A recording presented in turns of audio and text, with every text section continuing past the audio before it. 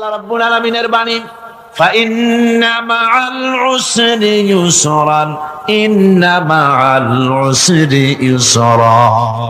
আল্লাহ পাক বলেন, জেনে রাখো, দুঃখ এবং কষ্টের সাথে রয়েছে সুযোগ আর সুবিধা, আর অসচ্ছলতার সাথে রয়েছে উদার সচ্ছলতা। জোরে কোন সুবহানাল্লাহ। কাজে ভয় পাওয়ার কারণ নাই, হতাশ হওয়ার কারণ নাই। মন আশায় বুক বেঁধে রাখো। গুনাহ করেছ, হতাশ হয়েও না। যুবকদের গুনাহ করা স্বাভাবিক। ইউনিভার্সিটির ছাত্র, কলেজের ছাত্র, প্রফেসর, শিক্ষক, অফিসার ঘুষ খেয়েছেন, জিনা করা হয়েছে, মদ খাওয়া হয়েছে, মিথ্যা কথা বলা হয়েছে, যাই কিছু করেন না কেন ভয় পাওয়ার কারণ নাই, নিরাশ হওয়ার কোনো দরকার নাই। আল্লাহ পাক ডেকে বলেছেন, কুল ইয়া ইবাদিয়াল্লাযীনা আসরাফু আলা আনফুসিহিম লা তাকনাতু মির রাহমাতিল্লাহ। আরে আমার আল্লাহর মতো এত ভালো আর কেউ আছে? এত দরদ আর কারো আছে? আমার আল্লাহ বলেন, ও নবী, আপনি শোনায় দেন, হে আল্লাহর বান্দারা, তোমরা যারা নিজেদের উপরে বাড়াবাড়ি করেছো, নিজেদের উপরে জুলুম করেছো, অত্যাচার করেছো, আমি আল্লাহর রহমত থেকে নিরাশ হয়ে যেও না। মানুষ যদি অপরাধ করে, বাপের সাথে অপরাধ করেছে, মায়ের সাথে অপরাধ করেছে, মা বাবা সন্তানের চাইতে এত বড় কল্যাণকামী তো আর কেউ নাই, কিন্তু মা বাবা কোনোদিন বলে না, আয় আমার ছেলে তোরে মাফ করে দেই, এরকম বলে নাকি? মন চায় ছেলে যদি মাপ চাইতো, খুশি হয়ে মাফ করে দিতাম, কিন্তু কেন যে আসে না, ডাকে না যে আয় মাফ করে দেই। মা বাপ আপনাকে এত ভালোবাসে, সেই মা বাপও আপনাকে বলে না যে আয় মাফ করে দেই।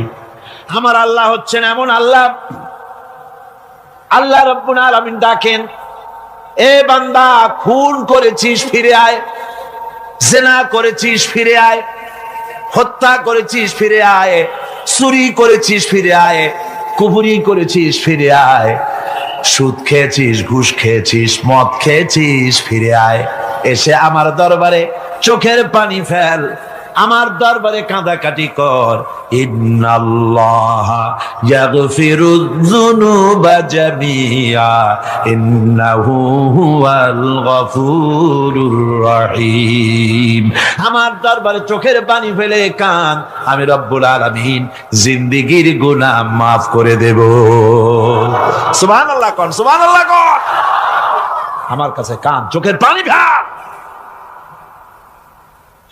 আল্লাহ রাব্বুল আলামিনের কাছে বান্দার দুইটা ফোঁটা বেশি প্রিয়। একটা হলো জিহাদের ময়দানে যে রক্ত ফোঁটা দেওয়া হয়, এটা আল্লাহর কাছে প্রিয়। আর আল্লাহর ভয়তে গুনার জন্য লজ্জা করে, অনুশোচনা করে বান্দা যখন চোখের পানি ছেড়ে দেয়, আল্লাহর কাছে এটা অত্যন্ত প্রিয়। নবীজি বলেছেন, বান্দা যখন গুনার ভয়তে, আল্লাহর ভয়তে, জাহান্নামের ভয়তে অনুশোচনা করে যখন চোখ দিয়া পানি ছেড়ে দেয়, ওই চোখের পানি নাকের অর্ধেক আসতে না আসতে আল্লাহ রাব্বুল আলামিন বান্দারে মাফ করে দেয়। আল্লাহ বরদাস্ত করতে পারেন না যে বান্দা কান্দু। আমার ভাইরা, আল্লাহ রহমত, এই পৃথিবীতে আল্লাহ রহমতকে 100 ভাগ করা হয়েছে। আল্লাহ রহমতের কত ভাগ? এই 100 ভাগের 1 ভাগ সারা পৃথিবীতে ছড়াই দেওয়া হয়েছে। আর 99 ভাগ কার কাছে? আল্লাহর কাছে। 1টা ভাগ দুনিয়া ছড়ানো হয়েছে আদম আলাইহিস সালাম থেকে নিয়ে এই পর্যন্ত, এখান থেকে নিয়ে কিয়ামত পর্যন্ত পৃথিবীতে যত মানুষ আসবে, যত প্রাণী আসবে, তাদের মধ্যে প্রাণী জগতেও গাবি তার বাছুরকে ভালোবাসে, ঠিক কিনা? হাতি তার বাচ্চাকে ভালোবাসে, ঠিক কিনা? মুরগি তার বাচ্চাকে ভালোবাসে কিনা? প্রত্যেক মাই তার সন্তানকে ভালোবাসে মানুষের মতো। এই ভালোবাসা, স্নেহ, এই মমতা, এই করুণা, এই মহব্বত একটা ভাগ দুনিয়ায় দেওয়ার পর আপনি আর আমি যতটুকুন ভাগে পেয়েছি সেই মহব্বতে, স্ত্রীর মহব্বতে অস্থির, মায়ের মহব্বতে অস্থির, সন্তানের মহব্বতে অস্থির। এখন চিন্তা করেন, একটা ভাগ সারা পৃথিবীতে বিতরণ করার পর যেটুক পেয়েছি তাতে যদি এত মহব্বত হয়, তাহলে এর 99 ভাগ মহব্বত যে আল্লাহর কাছে জমা আছে, এই বান্দার জন্য তার কত মহব্বত, এই বান্দার জন্য কত করুণা তার, কত মহব্বত তার, কত দয়া তার। এজন্য আল্লাহ রাব্বুল আলামিন বলেছেন, নাব্বি ইবাদি আন্নী আনাল গফুরুর রহিম। ও আমার নবী, সুসংবাদ দিয়ে দাও, বান্দাদেরকে শোনায় দাও যে আমি আল্লাহ তাআলা ক্ষমাশীল আর দয়াবান। হুজুর কাঁদতেছিলেন, হযরত ওমর রাদিয়াল্লাহু তাআলা আনহু এসে দেখেন হুজুর একা কাঁদতেছে। হুজুর জিজ্ঞেস করছেন, হযরত ওমর জিজ্ঞেস করলেন, হুজুর আপনি কাঁদেন কেন একা একা? হযরত ওমর বলেন, আমি যখন প্রশ্ন করলাম নবীজি বললেন, আমার কাছে কিছু আগে জিবরাইল এসেছিলেন, জিবরাইল এসে আমাকে বললেন আল্লাহ পাক বলেছেন, হে আমার নবী, ইসলামের ভিতরে থেকে যে সমস্ত মানুষগুলো ইসলামের ভিতরে থেকে চুল আর দাড়ি পাকায় দিছে, কিয়ামতের দিন এই লোকগুলারে আমি শাস্তি দিতে আমার শরম হবে। হযরত ওমর বলেন, হুজুর উম্মতের জন্য কত বড় খোঁজ খবর এটা, আর আপনি কাঁদতেছেন। হুজুর বলেন, ওমর তুমি জানো না আমার কান্নার কারণ ভিন্ন। আমার কান্নার কারণ হলো যে আল্লাহ রাব্বুল আলামিন কিয়ামতের দিন দাড়ি চুল পাকা বান্দারে শাস্তি দিতে শরম করবেন, সেই দাড়ি চুল পাকা বান্দাগুলি আল্লাহর সাথে নাফরমানি করতে শরম করে না। আমি এই লজ্জায় কাঁদতেছি। ভাইরা, হুজুর আল্লাহ পাক বলেন, ও আমার নবী, রাতের আধারে যখন একটা বুড়া আমার দরবারে হাত উঁচু করে, একটা বুড়া মানুষ রাতের আধারে যখন আমার দরবারে হাত উঁচু করে আর যখন বলতে থাকে, রব্বুল আলামিন আমার পেছনের জীবনটা বড় খারাপ করেছি, এমন কোন কাজ জীবনে করি নাই যা তোমার কাছে কিছু দাবি করতে পারি, সব রকমের নাফরমানি করেছি, আজ আমি বুড়া হয়ে গেছি, কামাই করতে পারি না, ছেলে আমাকে চোখে দেখতে পারে না, পুত্রবধূ আমাকে ঘরে জায়গা দেয় না, আমার স্ত্রী আমাকে দেখতে পারে না, রোজগার করতে পারি না, হাঁটতে পারি না, চলতে পারি না, সবার কাছে আমি তিতা হয়ে গেছি, আমি দাঁড়াতে পারি না, কোমরে ব্যথা পাই, হাঁটুতে ব্যথা পাই, চলতে পারি না, কানে শুনতে পাই না, চোখে দেখতে পারি না, আর তোমার কাছে কিছু চাইয়া নেব এমন ভালো কাজও করি নাই। এইভাবে যখন বান্দা কাঁদতে থাকে আমার দরবারে, ও আমার হাবিব আমার রহমতের দরিয়ায় জোশ মেরে যায়, আমার শরম হয় এই বুড়াটারে কেমনে খালি হাতে ফিরাইয়া দেই। সুবহানাল্লাহ, সুবহানাল্লাহ। আমার আল্লাহর এত দয়া, আমার আল্লাহর এত মায়া, এত মহব্বত।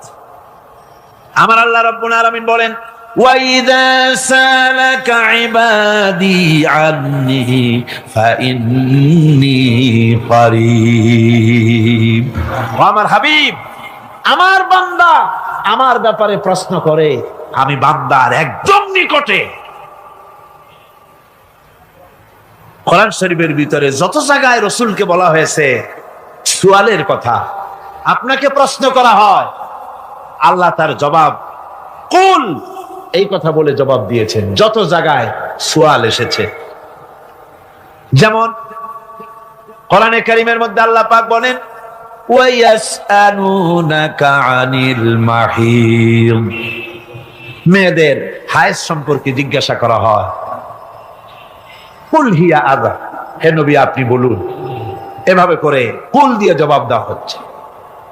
আবার প্রশ্ন করা হচ্ছে, ওয়ায়াসআলুনাকা আনিল আনফাল, এই গনিমতের মাল সম্পর্কে হুজুর আপনাকে, হে নবী আপনাকে প্রশ্ন করা হয়। আল্লাহ কুল দিয়া জবাব দিলেন, আল্লাহ বলেন আপনি বলেন। ওয়ায়াসআলুনাকা আনিল খামরি ওয়াল মাইসির, আল্লাহ পাক বলেন নবী আপনারে প্রশ্ন করা হয়, কুল ফিহিমা ইসমুন কাবীর, আল্লাহ কুল দিয়া বললেন তুমি বলো। আবার বলা হলো, ওয়ায়াসআলুনাকা আনিল আহিল্লা, কুল হিয়া মাওয়াকিতু লিন্নাস। ও নবী, আপনাকে প্রশ্ন করা হয় চাঁদের ক্রমবর্ধমান এবং ক্রমহ্রাস, এই যে বাড়ে আর কমে, পূর্ণিমা হয় অমাবস্যা হয়, কেন হয়?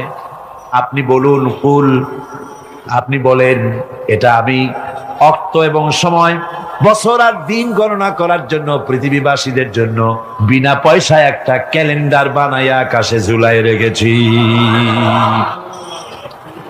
এভাবে যত জায়গায় এসেছে আপনাকে প্রশ্ন করা হয়, তত জায়গায় আল্লাহ জবাব দিয়েছেন কুল, আপনি বলেন। গোটা কোরআন শরীফের ভিতরে এই একটি মাত্র জায়গা যেখানে বলা হয়েছে আপনাকে প্রশ্ন করা হয়। আল্লাহ এখানে বলতে পারতেন কুল, আপনি বলেন, আল্লাহ তোমাদের নিকটবর্তী, এভাবে জবাব হয় না। এটা কায়দাটা হলো এই, আল্লাহ বলতেছেন ওয়াইজা সালাকা ইবাদি, ও আমার নবী, প্রশ্ন তো আমার বান্দারা আমার ব্যাপারে করেছে, এবার আপনার জবাবের কোনো দরকার নাই। প্রশ্ন আমার ব্যাপারে, আমি নিজে জবাব দিয়ে দেই, ফা ইন্নী কারীব। ও বান্দা, আমার ব্যাপারে প্রশ্ন করেছিস, জবাব আমি দেই, আমি তোর সবচাইতে বেশি নিকটে। সুবহানাল্লাহ। কত নিকটে? ওয়ানাহানু আকরাবু ইলাইহি মিন হাবলিল ওয়ারিদ। তোর যে রগ, এই শাহরগের চাইতেও আমি তোর বেশি কাছে। সুবহানাল্লাহ। আমারে ডাক, আমারে ডাক, কলিজা দিয়া ডাক, অন্তর দিয়ে ডাক। মনের থেকে মানুষ যদি ডাকে, মুখের ডাক আর মনের ডাক এক জিনিস নয়। দিল সে জুবাত নিকলতি হ্যায়, असर रखती है पर नहीं मगर ताकते परवाज रखती है। দিল থেকে যে কথা বেরোয় তা প্রভাব বিস্তার করে, ডানা নাই কিন্তু ওড়ার ক্ষমতা রাখে। মনের কথাই ভিন্ন। মন থেকে, দিল থেকে, কলিজা থেকে, অন্তরের গভীর কন্দর থেকে মুহাব্বতের সাথে কেউ যদি একবার বলে আল্লাহ, বলেন আল্লাহ, আল্লাহ, আল্লাহ, আল্লাহ রাব্বুল আলামিন বলেন, অন্তরের অন্তঃস্থল থেকে একটি বার যদি বান্দা বলেন আল্লাহ, আল্লাহ বলেন 70 বার সাড়া দিয়া জিজ্ঞেস করি, বান্দা কি চাও, আমি তোমার কাছে আসি। সুবহানাল্লাহ। আমি তোর একদম কাছে, কি চাস বল, বল আমার কাছে। এমন দয়াবান, এমন মেহেরবান, এমন আল্লাহ আমাদের। সে আল্লাহ রাব্বুল আলামিন তিনি বলছেন, وقال ربكم ادعوني استجب لكم। তোমাদের রব বলেছেন আমারে ডাকো, আমি আল্লাহ ডাকের সাড়া দিয়া দেব। সুবহানাল্লাহ। কারে ডাকতে হবে? কারে ডাকতে হবে? এই বিশাল জনসমুদ্র একদিকে চিল্লা এখন কারে ডাকতে হবে? কোন পীর সাহেবকে নয়, আল্লাহর কসম কোন খাজা বাবাকে নয়, ডাকতে হবে কারে? চিল্লা এখন কারে? ওয়াকালা রাব্বুকুম উদউনি। তোমার রব তোমাকে বলতেছে আমারে ডাকো, আস্তাজিব লাকুম, আমারে ডাকবে আমি সাড়া দিয়ে দেব। সুবহানাল্লাহ। আল্লাহকে ডাকেন। কি চাই আপনার বলেন, কি চাই? আল্লাহর কাছে চান, আল্লাহ দিয়ে দিবে। যাওয়ার জায়গা আল্লাহর কাছে চাইবেন, আল্লাহ দিবেন। দেওয়ার জায়গা, চাওয়ার জায়গা হলো সেজদায় পড়ে যাবেন। আমার ভাইয়েরা, জায়গাটা চিনায় দিলাম। মাজারে যাওয়া লাগবে না, কবরে যাওয়া লাগবে না। 2 রাকাত নামাজ পড়ে সেজদায় পড়ে গিয়া যত বিপদ আছে, মুসিবত আছে, সেজদার মধ্যে চোখের পানি ছেড়ে দেন আর কেন্দে কেন্দে জীবনের কথা বলেন। আল্লাহ রাব্বুল আলামিন আপনার আওয়াজ শুনবেন আর দোয়া কবুল করে নিবেন। কাঁদতে হবে আল্লাহর কাছে। কার কাছে? আল্লাহর কাছে। সুম্মা ইস্তাগফিরুল্লাহ। আর এরপরে সে যদি আমি আল্লাহর কাছে ক্ষমা চাই, ইয়াজিদিল্লাহ গাফুরার রহিমা, সে আমি আল্লাহকে গফুর এবং রহিম হিসাবে পাবে। সুবহানাল্লাহ। আল্লাহকে গফুর এবং রহিম হিসাবে পাওয়া যাবে। সব আল্লাহকে বলতে হবে, গুনাহ মাফ চাইতে হবে। এই জন্য হুজুর সাল্লাল্লাহু আলাইহি ওয়াসাল্লাম দৈনিক 100 বার তওবা করতেন। কোন হাদিসে আছে 70 বার, কোন হাদিসে আছে 100 বার তওবা করতেন। নামাজের পরে তো প্রত্যেক নামাজই পড়তেন হুজুর, সালাম ফিরাতেন আর সাথে সাথে বলতেন আল্লাহু আকবার, আস্তাগফিরুল্লাহ, আস্তাগফিরুল্লাহ, আস্তাগফিরুল্লাহ। মনে থাকবে আপনাদের? মনে থাকবে? সালাম ফিরাইয়া কি বলবেন? না, সালাম ফিরাবার সাথে সাথে বলবেন আল্লাহু আকবার, তারপরে পড়বেন আস্তাগফিরুল্লাহ, আস্তাগফিরুল্লাহ, আস্তাগফিরুল্লাহ। তওবা করবেন, আল্লাহর কাছে সবসময় গুনাহ মাফ চাইতে থাকবেন, বিনীত থাকবেন। আল্লাহকে পাওয়া যাবে, তাকে রহিম হিসেবে পাওয়া যাবে।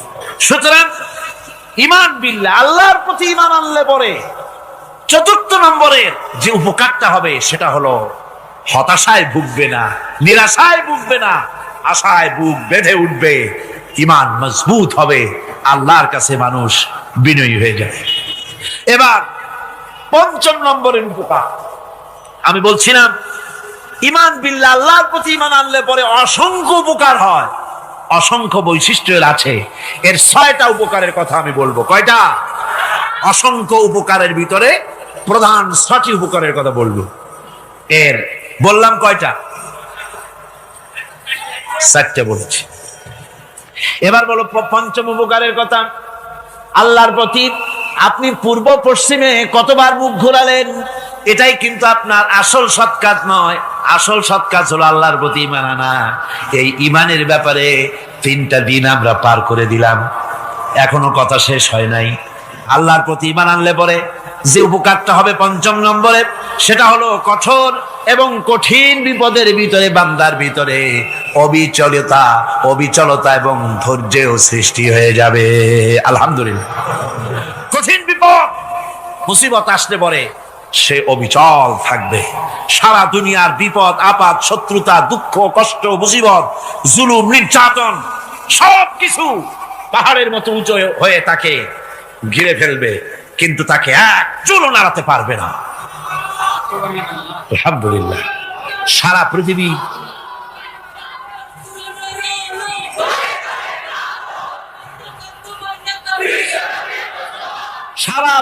একদিকে আর সে একা একদিকে থাকবে।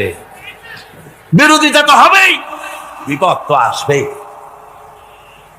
কবি বলতেছেন, সাথে জাকা রহা হ্যায় अज़ल से ता इमरोज, सते जाका रहा है अज़ल से ता इमरोज, चरागे मुस्तफावी से शरारे बुलहबीस। সে আবহমান কাল থেকে শুরু করে মুস্তাফা সাল্লাল্লাহু আলাইহি ওয়াসাল্লামের দীপ শিখার সাথে আবু জেহেল, আবু লাহাবের অগ্নিস্ফুলিঙ্গের টক্কর লেগেই আছে। রাসূলুল্লাহর আল্লাহর দেওয়া এই বিধান, এই দ্বীনের বাতিটা টিম টিম করে জ্বলেছে। আর গোরকি, টর্নেডো, হাজার হাজার মাইল বেগে হেরিকেন এসেছে, গোরকি এসেছে, টর্নেডো এসেছে, টাইফুন এসেছে, কিন্তু এই আলো নিভাইতে পারে নাই। সুবহানাল্লাহ।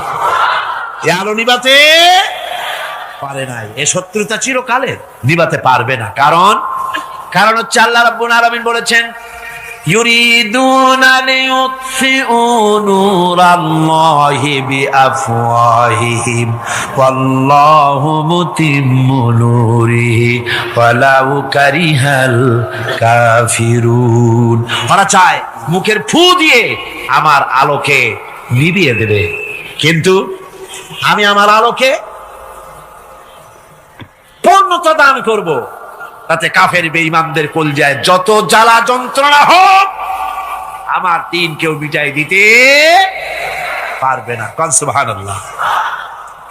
সুতরাং বিপদে অবিচলতা আসবে, সে অটল হবে, মজবুত হবে। কোরআনে কারীম বলতেছে, ওয়া কাযালিকা জাআলনা লিকুল্লি নাবিয়্যিন আদুওয়াম মিনাল মুজরিমিন। এই পৃথিবীতে এমনি করে আমি সকল নবীদের শত্রু বানিয়েছি, সব পাপিষ্ঠ অপরাধীদেরকে। নবীদের সাথে বিরোধিতা করেছে কারা? পাপিষ্ঠরা, অপরাধীরা। আজও খুঁজে দেখেন, আজও ইসলামী আন্দোলনের বিরোধিতা যারা করে সবগুলি কি পাপিষ্ঠ? সত্য কি না কর? ইসলামী আন্দোলনের বিরোধিতা যারা করে হিসাব করে, চোখ দিয়ে তাকায় দেখেন, খুঁজে দেখেন তাদের নামগুলি। মদখোর, জিনাকার, বদমাশ, চোর, হাইজাকার, বেনামাজি, লুটেরা, মিথ্যাবাদী, সবচাইতে সমাজের নিকৃষ্ট লোকগুলি ইসলামের বিরুদ্ধে।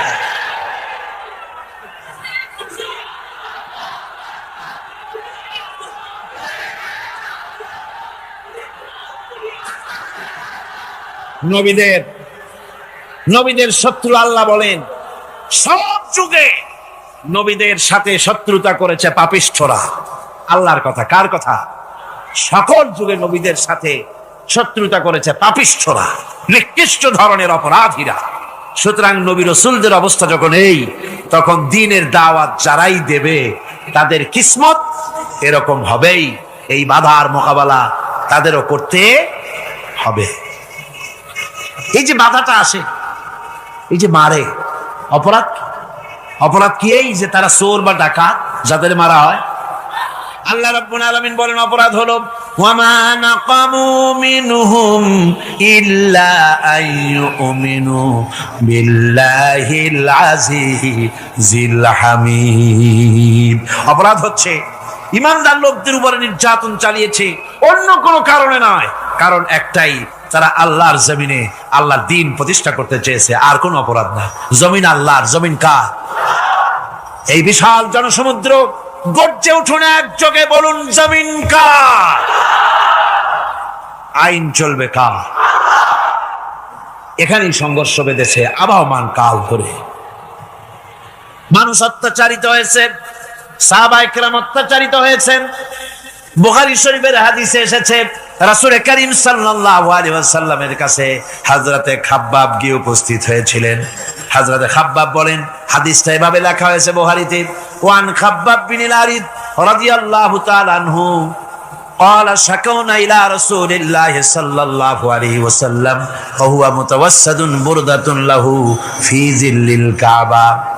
রাসূলুল্লাহর কাছে গেলাম, কাবা শরীফের কাছে গিয়ে দেখি নবীজি একটা চাদর গায়ে দিয়ে তিনি আরাম ফরমাচ্ছিলেন কাবা শরীফের ছায়ায়। সেখানে গিয়ে বললাম, আলা তাস্তানসিরু লানা আলা তাদউ লানা ইয়া রাসূলুল্লাহ, হে আল্লাহর রাসূল, আপনি কি আমাদের জন্য আল্লাহর কাছে দোয়া চাইবেন না? আপনি কি আল্লাহর কাছে আমাদের জন্য সাহায্য চাইবেন না? আমাদের লোকগুলিকে, মুসলমানগুলিকে মারতে মারতে তো শেষ করে ফেলে দিল। তারা আমাদের সুমাইয়াকে মারলো, আমাদের খাব্বাবকে উটের সাথে পায়ের দড়ি লাগায় টানলো, আমাদের খোবায়েবকে তারা আগুনের উপরে চিৎ করে শোয়ায় রাখলো, না খায় রাখতেছে, মারতেছে, কষ্টে তো শেষ হয়ে গেলাম। হুজুর, আপনি কি আমাদের জন্য দোয়া করবেন না? হাদিস শরীফে এসেছে নবীজি উঠে বসলেন সোজা হয়ে। নবীজি বলেন, ও আমার সাহাবী, ও খাব্বাব, শোনো, তোমাদের আগে এই পৃথিবীতে যারা দ্বীনের দাওয়াত দিতে এসেছিলেন তাদেরকে সমকালীন রাষ্ট্রশক্তি, সমাজ শক্তি তাদেরকে ধরতো। ফায়ুখাজুর রাজুলু, তাদেরকে তারা ধরতো। ফায়ুফারু লাহু ফিল আরদ, আর তার জন্য জমিনের ভিতরে কবর বানাইতো। ওই কবর ফায়ুজালু ফিহা, ওই কবরের ভিতরে তাকে কোমর পর্যন্ত গেড়ে দিত। সুম্মা ইউতা বিল মানশার, এরপরে করাত আনতো। ফায়ুদাউ আলা রাসিহি, এরপরে ওই করাত তার মাথার উপরে রাখতো। ফায়ুজালু নিসফাইন, এরপরে করাত দিয়া চিরে জীবিত মানুষটারে দ্বিখণ্ডিত করে ফেলে দিত। মা ইয়াসুদ্দুহু যালিকা আন দীনিহি, ও আমার খাব্বাব, এত কষ্ট দেওয়ার পরেও সেই যুগের কোন মুসলমানকে, দ্বীনের দায়ীদেরকে আল্লাহর দ্বীন থেকে এক চুলো তারা সরাই দিতে পারে নাই, এক চুলো সরাতে পারে নাই। ওয়াল্লাহি, ও খাব্বাব, আমি আমার আল্লাহর নামে কসম করে বলছি, লা ইউতাম্মান্নাল্লাহু হাযাল আমরা হাত্তা ইয়াসিরার রাকিবু মিন সানা ইলা হাযরামাউত। আমি কসম করে বলি, আল্লাহ রাব্বুল আলামিনের এই সানা থেকে হাজারামত পর্যন্ত লোকেরা যাতায়াত করবে, সুন্দরী রমণীরা গমন করবে, সদাগরেরা যাতায়াত করবে, টাকা নিয়া পয়সা নিয়া যাতায়াত করবে। তাদের মনের মধ্যে লুটের ভয়, টাকার ভয়, চুরির ভয়, ডাকাতির ভয়, জেনার ভয়, হত্যার ভয়, ধর্ষণের ভয়, কোনো ভয় থাকবে না। লা ইয়াখাফু ইল্লাল্লাহ, আল্লাহ ছাড়া কোনো ভয় থাকবে না। এমন একটা সমাজ, এমন একটা সময় আসবে, ওয়ালাকিন্নাকুম তাস্তাজিলুন, অথচ খুব তাড়াহুড়ো তোমরা করতেছো। তাড়াহুড়ো করো না, সময় আসবে ইনশাআল্লাহ। আমার ভাইয়েরা, আমার বন্ধুগণ, কঠিন বিপদে অবিচলতা এবং ধৈর্যের দৃষ্টান্ত রেখে গেছেন আম্বিয়া আলাইহিমুস সালাম। সুবহানাল্লাহ। কঠিন বিপদে অবিচলতা, দৃঢ়তা, ধৈর্য কারে বলে, তার দৃষ্টান্ত কারা রেখেছেন? আম্বিয়া আলাইহিমুস সালাম। ওনারাই আমাদের আদর্শ, নবীরাই আদর্শ। সাহাবায়ে কেরাম রিদওয়ানুল্লাহ তাআলা আলাইহিম আজমাইন আমাদের আদর্শ। ভাইরা আমার, মুসা আলাইহিস সালামকে ফেরাউন যখন ঘিরে ফেলে দিল, কোরআনের সব কথা গল্প গুজবার ইতিহাসের জন্য লেখা হয় নাই। কোরআনের মধ্যে যা লেখা হয়েছে সব বান্দাদের উপদেশের জন্য, যাতে করে লোকেরা চিরটা কাল এর থেকে উপদেশ নেওয়া নিজেদের তৈরি করতে পারে। জোরে বলেন সুবহানাল্লাহ। মুসা আলাইহিস সালামের কথা আল্লাহ বলেন, ফেরাউন তাকে ঘিরে ফেলে দিল, পালাবার রাস্তা নাই। ফালাম্মা تراءى الجمعان قال أصحاب موسى إنا لمدركون। মুসা আলাইহিস সালামের উম্মতেরা বললেন, হে মুসা, পাকড়াও হয়ে গেছি, পালাবার রাস্তা নাই। তিন দিক থেকে আমাদেরকে ঘেরাও করেছে ফেরাউনের শক্তি। সামনে কি? দরিয়া, আর তিন দিকে কি? ঘেরাও আন্দোলন। পালাবার পথ নেই, পালাবার পথ নাই। সারাশি আক্রমণ, ঘেরাও আন্দোলন। এই যে ঘেরাও টেরাও তো আজকে নতুন নাই, ঘেরাও আসছে অনেক আগের থেকে। আসলে কথা বুঝতে পেরেছি। মাইক না থাকলে আমি কি করবো কোন? আজকে এরকম হচ্ছে কেন? আগামীকাল ঠিক হবে ইনশাআল্লাহ, রাগ করেন না। গান হচ্ছে, বসেন বসেন। শয়তান ঢুকছে মাইকের মধ্যে। অনেক সময় হয় কি, মাইকের হাই পাওয়ারের যে মেশিন আছে, এর ভিতরে ইথার থেকে রেডিওর ওই গানগুলি ওর মধ্যে ঢুকে পড়ে। কথা বুঝতে পেরেছে? এই জন্য শয়তান তো আর বসে থাকে না, ওরও তো কিছু করার আছে। ধৈর্য ধরেন, ধৈর্য ধরেন। কালকে অপারেটরদেরকে মাওলানা শামসুদ্দিন সাহেবের কাছে অনুরোধ করব, অপারেটর একটু ভালো করে হেদায়েত করে দেবেন। মাইকে আজকে আমার নিজেরও কষ্ট হচ্ছে, আমিও বুঝতে পারছি না যে আমার কথাগুলি কি আওয়াজে বেরোচ্ছে, যার জন্য আমাকে বেশি চিল্লাইতে হচ্ছে। বক্তাকে কি লাউডে তার কথা বেরোচ্ছে তা তার কানে আসতে হয়, তাহলে বোঝা যায় যে আমার কথাগুলি কিভাবে বেরোচ্ছে। এটা এই অবস্থায় সিচুয়েশন আজকে নাই, এবং লোকেরাও মাইকের ব্যাপারে আজকে অভিযোগ করেছে, যা বিগত 16 বছরে করে নাই। সেটের ব্যাপারে কোথাও কোনো অসুবিধা হয়েছে? মাইকটা ভালো, এবং মাইক যারা দেন প্রতি বছর খেদমত করে, আল্লাহ তাদের প্রতি রহম করুন। সবাই বলেন আমিন। এদেরকে রাগ করে পথে পাই আবার মারধর করেন না। সিলেটের যে তাফসির মাহফিল হয়, বিগত 19 বছর তাফসির করেছি একটানা, এবার 20 বছর পুরো হবে ইনশাআল্লাহ। সিলেটে একটানা 20 বছর তাফসির করতেছি সেখানে। তো মাইক, একটা লোক বিনা পয়সায় মাইক দেয়, মাইকের ভাড়া সে নেয় না। তাফসিরের মাহফিলের মাইকের ভাড়া নেয় না। যে বছর এরশাদ সরকার আমাকে প্লেন থেকে নামতে দিল না, আপনাদের মনে আছে? সিলেট থেকে ফিরাই দিল।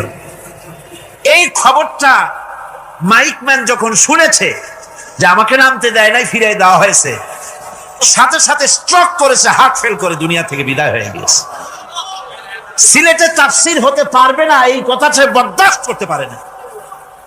আমি কেঁদেছি আর দোয়া করেছি, আল্লাহ, কোরআনের মহব্বতে লোকটার এই অবস্থা হলো, তোমার জান্নাত তুমি দয়া করে তাকে দান করে দিও। কাজে কোনো ব্যবসায়ী চায় না যে তার ব্যবসাটা খারাপ হোক, লোকেরা মন্দ বলুক। এ মাইকের ব্যাপারে আপনারা আজকে রাগারাগ করেন না, যা হয়েছে কালকে ভালো হবে ইনশাআল্লাহ। সবাই বলেন ইনশাআল্লাহ। এখন চলেন আমরা ফেরাউনের অবস্থা দেখি গিয়া কি করতেছে ফেরাউন। মুসা আলাইহিস সালামকে ঘেরাও করে ফেলেছে, পালাবার উপায় নাই। একদিকে দরিয়া, তিন দিকে ফেরাউনের শক্তি। এই যে ঘেরাও টেরাও মানে নতুন তো না, ধর্মঘট নতুন না, এ পুরানা জিনিস। এই পৃথিবীতে সর্বপ্রথম ধর্মঘট কিসের উপরে হয়েছে জানেন? এই পৃথিবীর প্রথম ধর্মঘট হয়েছে পেঁয়াজ, রসুন আর ডাইলের উপরে। মুসা আলাইহিস সালামের জামানায় লান নাসবিরা আলা তাআমিন ওয়াহিদ, আমরা এক রকমের খাদ্য আর খাবো না, আমাদের পেঁয়াজ দেওয়া লাগবে, ডাল দেওয়া লাগবে, রসুন দেওয়া লাগবে। সর্বপ্রথম ধর্মঘট হয় মুসা আলাইহিস সালামের জামানায়। সেখান থেকে শুরু হয়েছে। কিন্তু মশাল মিছিল যে আসলো কই থেকে এইটা আমি খুঁজে পাইনি।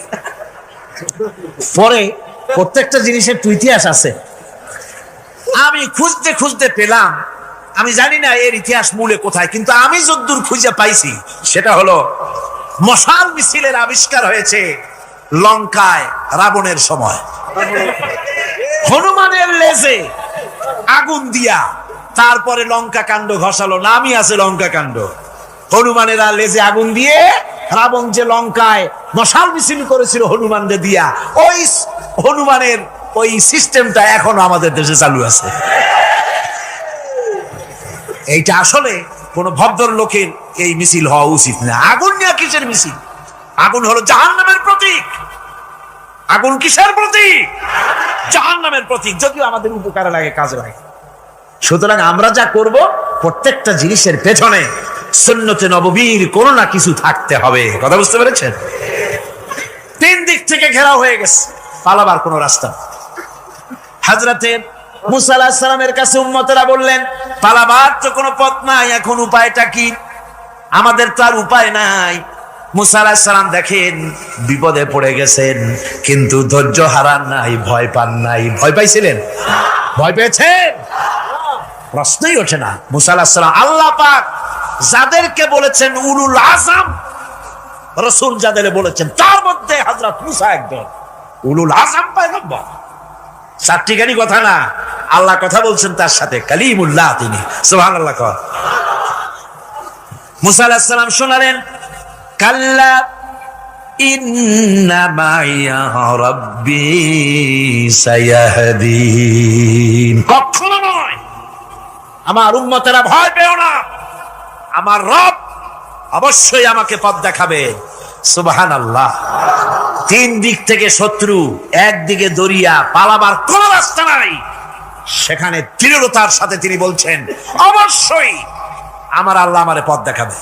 সুবহানাল্লাহ। নবীরা এই দৃঢ়তা দেখিয়েছেন, অবিচলতা দেখাইছেন। আল্লাহ পাক মুসা আলাইহিস সালাম যখন এই দৃঢ়তা দেখালেন, এই অবিচলতা দেখালেন, সঙ্গে সঙ্গে জিবরাইল এসে হাজির হয়ে গেলেন। আল্লাহ পাক বলেন, ফাআওহাইনা ইলা মূসা আন আদরিব বিআসাকাল বাহরা ফানফালাকা ফাকানা কুল্লু ফিরকিন কাত্তাউদিল আযীম। মূসা আলাইহিস সালামকে আমি ওহী নাযিল করলাম, তাকে বললাম হাতে যে লাঠি আছে এই লাঠি দিয়ে আঘাত করো দরিয়ার উপরে। দরিয়ার উপরে আঘাত করলেন, একটা রাস্তা হয় নাই, 12টা রাস্তা তৈরি হয়ে গেল। আর দেওয়ালগুলা পাহাড়ের মতো উঁচা হয়ে গেল। দরিয়ার ভিতরে পাহাড়ের মতো উঁচা মজবুত 12টা রাস্তা। এবার মুসা আলাইহিস সালাম তার দলবল নিয়ে চললেন। আল্লাহ রাব্বুল আলামিন বলেন, ওয়া আনজাইনা মূসা ওয়া মান মাআহু আজমাইন। মুসা এবং তার সাথী সঙ্গীদেরকে আমি পার করে দিলাম। মুসা আলাইহিস সালাম এবং তার সাথী সঙ্গী নিয়ে যখন দরিয়ার মাঝখানে আসছে, ফেরাউন তার দলবল নিয়ে এসে গেছে। আসে দেখে নদীর মধ্যে রাস্তা। বাবা, খুব তো কায়দা। ও মনে করছে ওর বাজানের তৈরি করা ডিস্ট্রিক্ট বোর্ডের রাস্তা। ওর লোকজন নিয়ে নেমে গেছে দরিয়ার ভিতরে। ও আসছে মাঝখানে, মুসা আলাইহিস সালাম চলে গেছেন ওপার, দরিয়া পার। মাঝখানে যখন এসে গেল, আল্লাহ রাব্বুল আলামিন পানিকে অর্ডার করলেন কুন। আল্লাহ তো বটন টেপা লাগে না, মুখ দিয়া কোনো হুকুম করা লাগে না, শুধু বলেন কুন। যে ব্যাপারে কুন বলেন ফায়াকুন, সাথে সাথে হয়ে যায়। আল্লাহ বললেন কুন, আর অমনি রাস্তা বন্ধ হয়ে গেল। এবার তুফান শুরু হয়েছে নদীতে, ঢেউয়ের উপরে ঢেউ, মৌজুন কাল জিবাল, পাহাড়ের মতো উঁচু হয়ে হয়ে ঢেউ আসতেছে। দলবল ঘোড়া আর অস্ত্রপাতি যা ছিল সব মরিয়া শেষ। এবার ফেরাউন একা উপরে ওঠে আর নিচে নামে, পানি খেতে খেতে পেটের কাম সারা। জনমের খাওয়া খাইছে পানি, এখন জান যা, বাঁচবার আর উপায় না, বাঁচবার আর উপায় নাই। ফেরাউন তার নিজের জীবন সম্পর্কে হতাশ হয়ে গেল। এবার ফেরাউন বলতেছে আমানতু আন্নাহু লা ইলাহা ইল্লাল্লাযী আমানাত বিহি বানু ইসরাঈল। আমি ঈমান আনলাম, আমি ঈমান আনলাম আল্লাহ ছাড়া কোন ইলাহা নাই। ওই আল্লাহর উপর ঈমান আনলাম যে আল্লাহর উপর ঈমান এনেছে বনি ইসরাঈলেরা। আল্লাহ যাতে ঠিক পায় যে কোন আল্লাহর উপর ঈমান আনছে। বনি ইসরাঈলের আল্লাহর উপর ঈমান আনলাম। আল্লাহ এই তো মুসলমান হয়ে গেছি, এরপরও আমারে সুবাও কেন? আল্লাহ রাব্বুল আলামিন জবাবে বলেন আল আন, এখন ওয়াকাদ আসাইতা ক্বাবলু ওয়া কুনতা মিনাল মুফসিদিন। এখন ঈমান আনার কথা বলছো, অথচ যুগের পর যুগ, বছরের পর বছর ধরে আমার মানুষের উপরে মন গড়া আইন চালায়েছো, আমার পয়গম্বরের সাথে বেয়াদবি করেছো। আজ তোমাকে আমি ছাড়ছি না, তোমাকে আজকে ছেড়ে দেব না, আমি তোমাকে মারব। আর সমস্ত প্রাণীগুলিকে, স্থলচর প্রাণীগুলিকে আল্লাহ পাক অর্ডার দিয়া দিলেন, এই ফেরাউনের লাশকে ডুবাবি না, পচাবি না, খাবি না। আল-ইয়াওমা নুনাজ্জিকা বিবাদানিক, আমি তোমার শরীরে বাঁচায় দেব। পোকে খাবে না, পানিতে পচবে না, মাছে খাবে না, কুমিরে খাবে না, দুনিয়ার কোনো পশুতে খাবে না। আমি তোরে শুটকি বানাইয়া রাখবো, যাতে করে দুনিয়ার সমস্ত ফেরাউন যত যুগে যুগে আসে তোরে দেখে যেন হেদায়েত নিতে পারে। ফেরাউনকে আল্লাহ শুটকি বানায় রাখছে।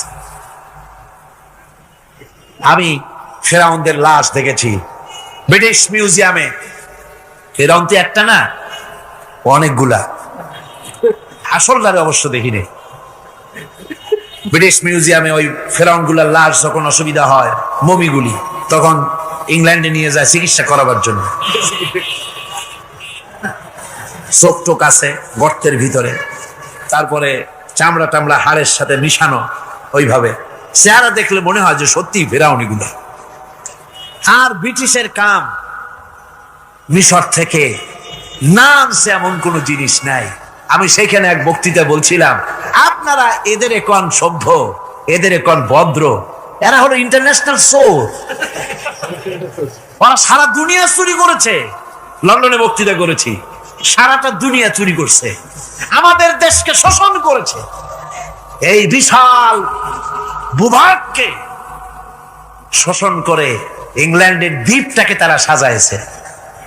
তারা ময়ূর সিংহাসনের, শাহজাহানের ময়ূর সিংহাসনের ময়ূরের বাম চোখে কোহিনূর মণি লাগাইছিলেন।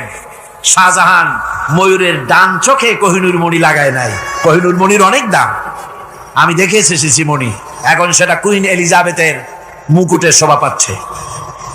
সেই মণি এমনি বলে প্রবাদে ৭ রাজার ধন এক মাণিক্য, বলেন এরকম, অনেক দাম।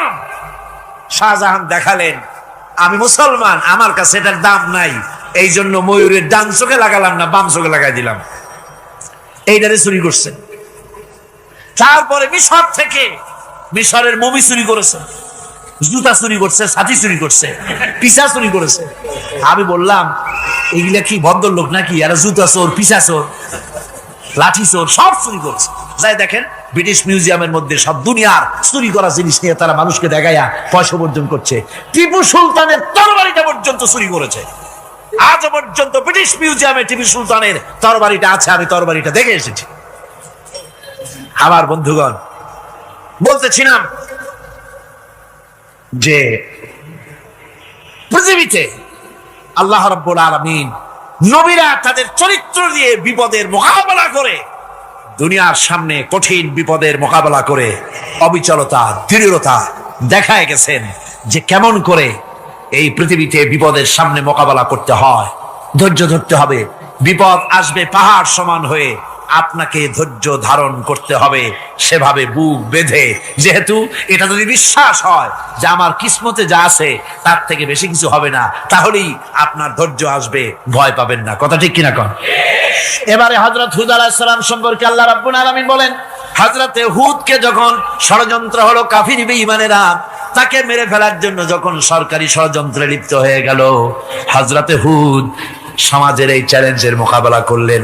হযরত হুদ বলেন, ফাকিদুনি জামিআন সুম্মা লা তুনজিরুন ইন্নী তাওয়াক্কালতু আলাল্লাহি রাব্বি ওয়া রাব্বিকুম। আমি তোমরা তোমাদের ষড়যন্ত্র আমার বিরুদ্ধে যত পারো আমার বিরুদ্ধে ষড়যন্ত্র চালাও, এতটুকু আমার অবকাশ দিও না। আমি এমন আল্লাহর উপরে ভরসা করেছি যার হাতের ভিতরে তোমাদেরও জান আর আমারও জান। যা পারো তাই করো।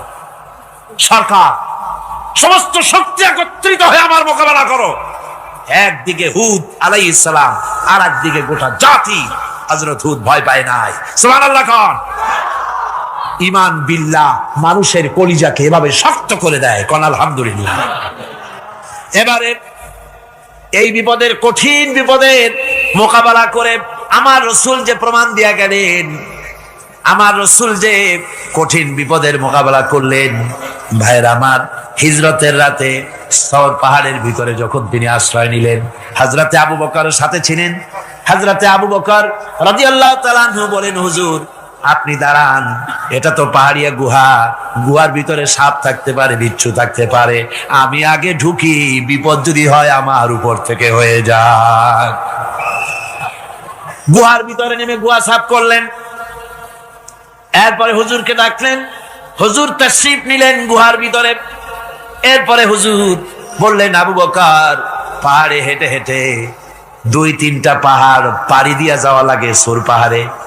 মদিনার সোজা রাস্তা হুজুর ধরেন নাই, মেসফালার পথ দিয়া জাবালে কেদোয়ার উপর দিয়া 3টা পাহাড় পাড়ি দিয়া তারপরে হুজুর গেলেন সূর পাহাড়ে। গুহার ভিতরে হুজুর তাশরীফ নিলেন। বললেন, আবু বকর তুমি বসো, তোমার উরুর উপরে মাথা রেখে আমি একটু আরাম করি। হযরতে আবু বকর বসলেন, হুজুর তার উরুর উপরে মাথা রেখে ঘুমায় গেলেন।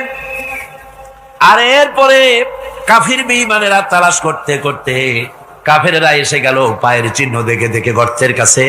হযরত আবু বকর ভয়তে কেঁদে ফেললেন, আরে আর তো উপায় নাই,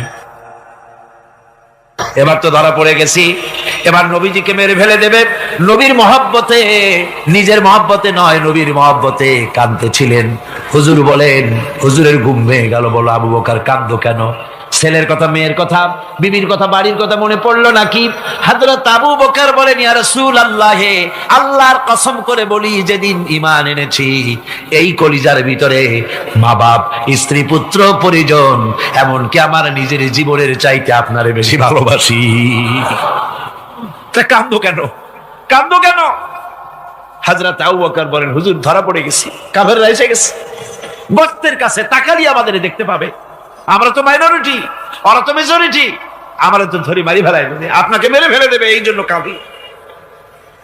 আল্লাহ রাব্বুল আলামিন, হুজুর তখন কি দৃঢ়তা, কি অবিচলতা, কি ধৈর্যের পাহাড় সম মনোবৃত্তি তখন দেখালেন। আল্লাহ কোরআন শরীফে চিরকাল যাতে মানুষেরা হেদায়েত নিতে পারে সেজন্য হুজুরের কথা উঠায় দিলেন কোরআনে। আল্লাহ পাক বলেন, ইযহুমা ফিল গার ইয ইয়াকুলু লিসাহিবিহি লা তাহজান ইন্নাল্লাহা মা'ানা।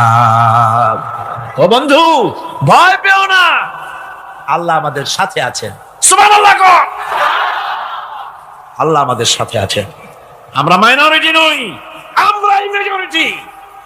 আল্লাহ আছে আমার সাথে, ভয় পাওয়ার কোনো কারণ নেই। সুবহানাল্লাহ। আল্লাহ পাক বলেন, ফাআনসালাল্লাহু সাকিনাতাহু আলাইহি ওয়া আইয়াদাহু বিজুনুদিন লাম তারাওহা। আমি এদের অন্তরের ভিতরে আমি শান্তি নাজিল করে দিলাম, প্রশান্তি দিয়া দিলাম, আর আমি সাহায্য করলাম, আর এমন সব সৈন্য পাঠায় দিলাম যে সৈন্যগুলি তোমরা দেখতে পাও নাই। সুবহানাল্লাহ ওয়া বিহামদিহি।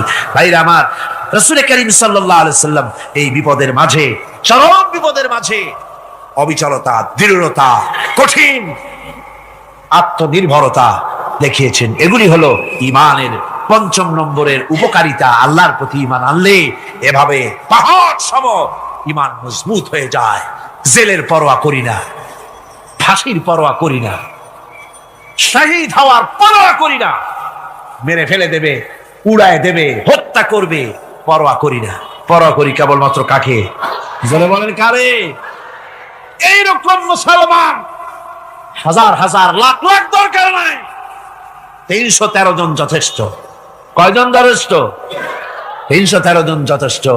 বদরে যারা জান দিয়ে মাল দিয়ে দিনকে প্রতিষ্ঠিত করেছিলেন, এরকম 313 জনই যথেষ্ট ছিল। এই দৃঢ়তা, এই অবিচলতা, এই ঈমান, এই ধৈর্য শিক্ষা দেয়, এই উপকার করে ঈমান বিল্লাহ।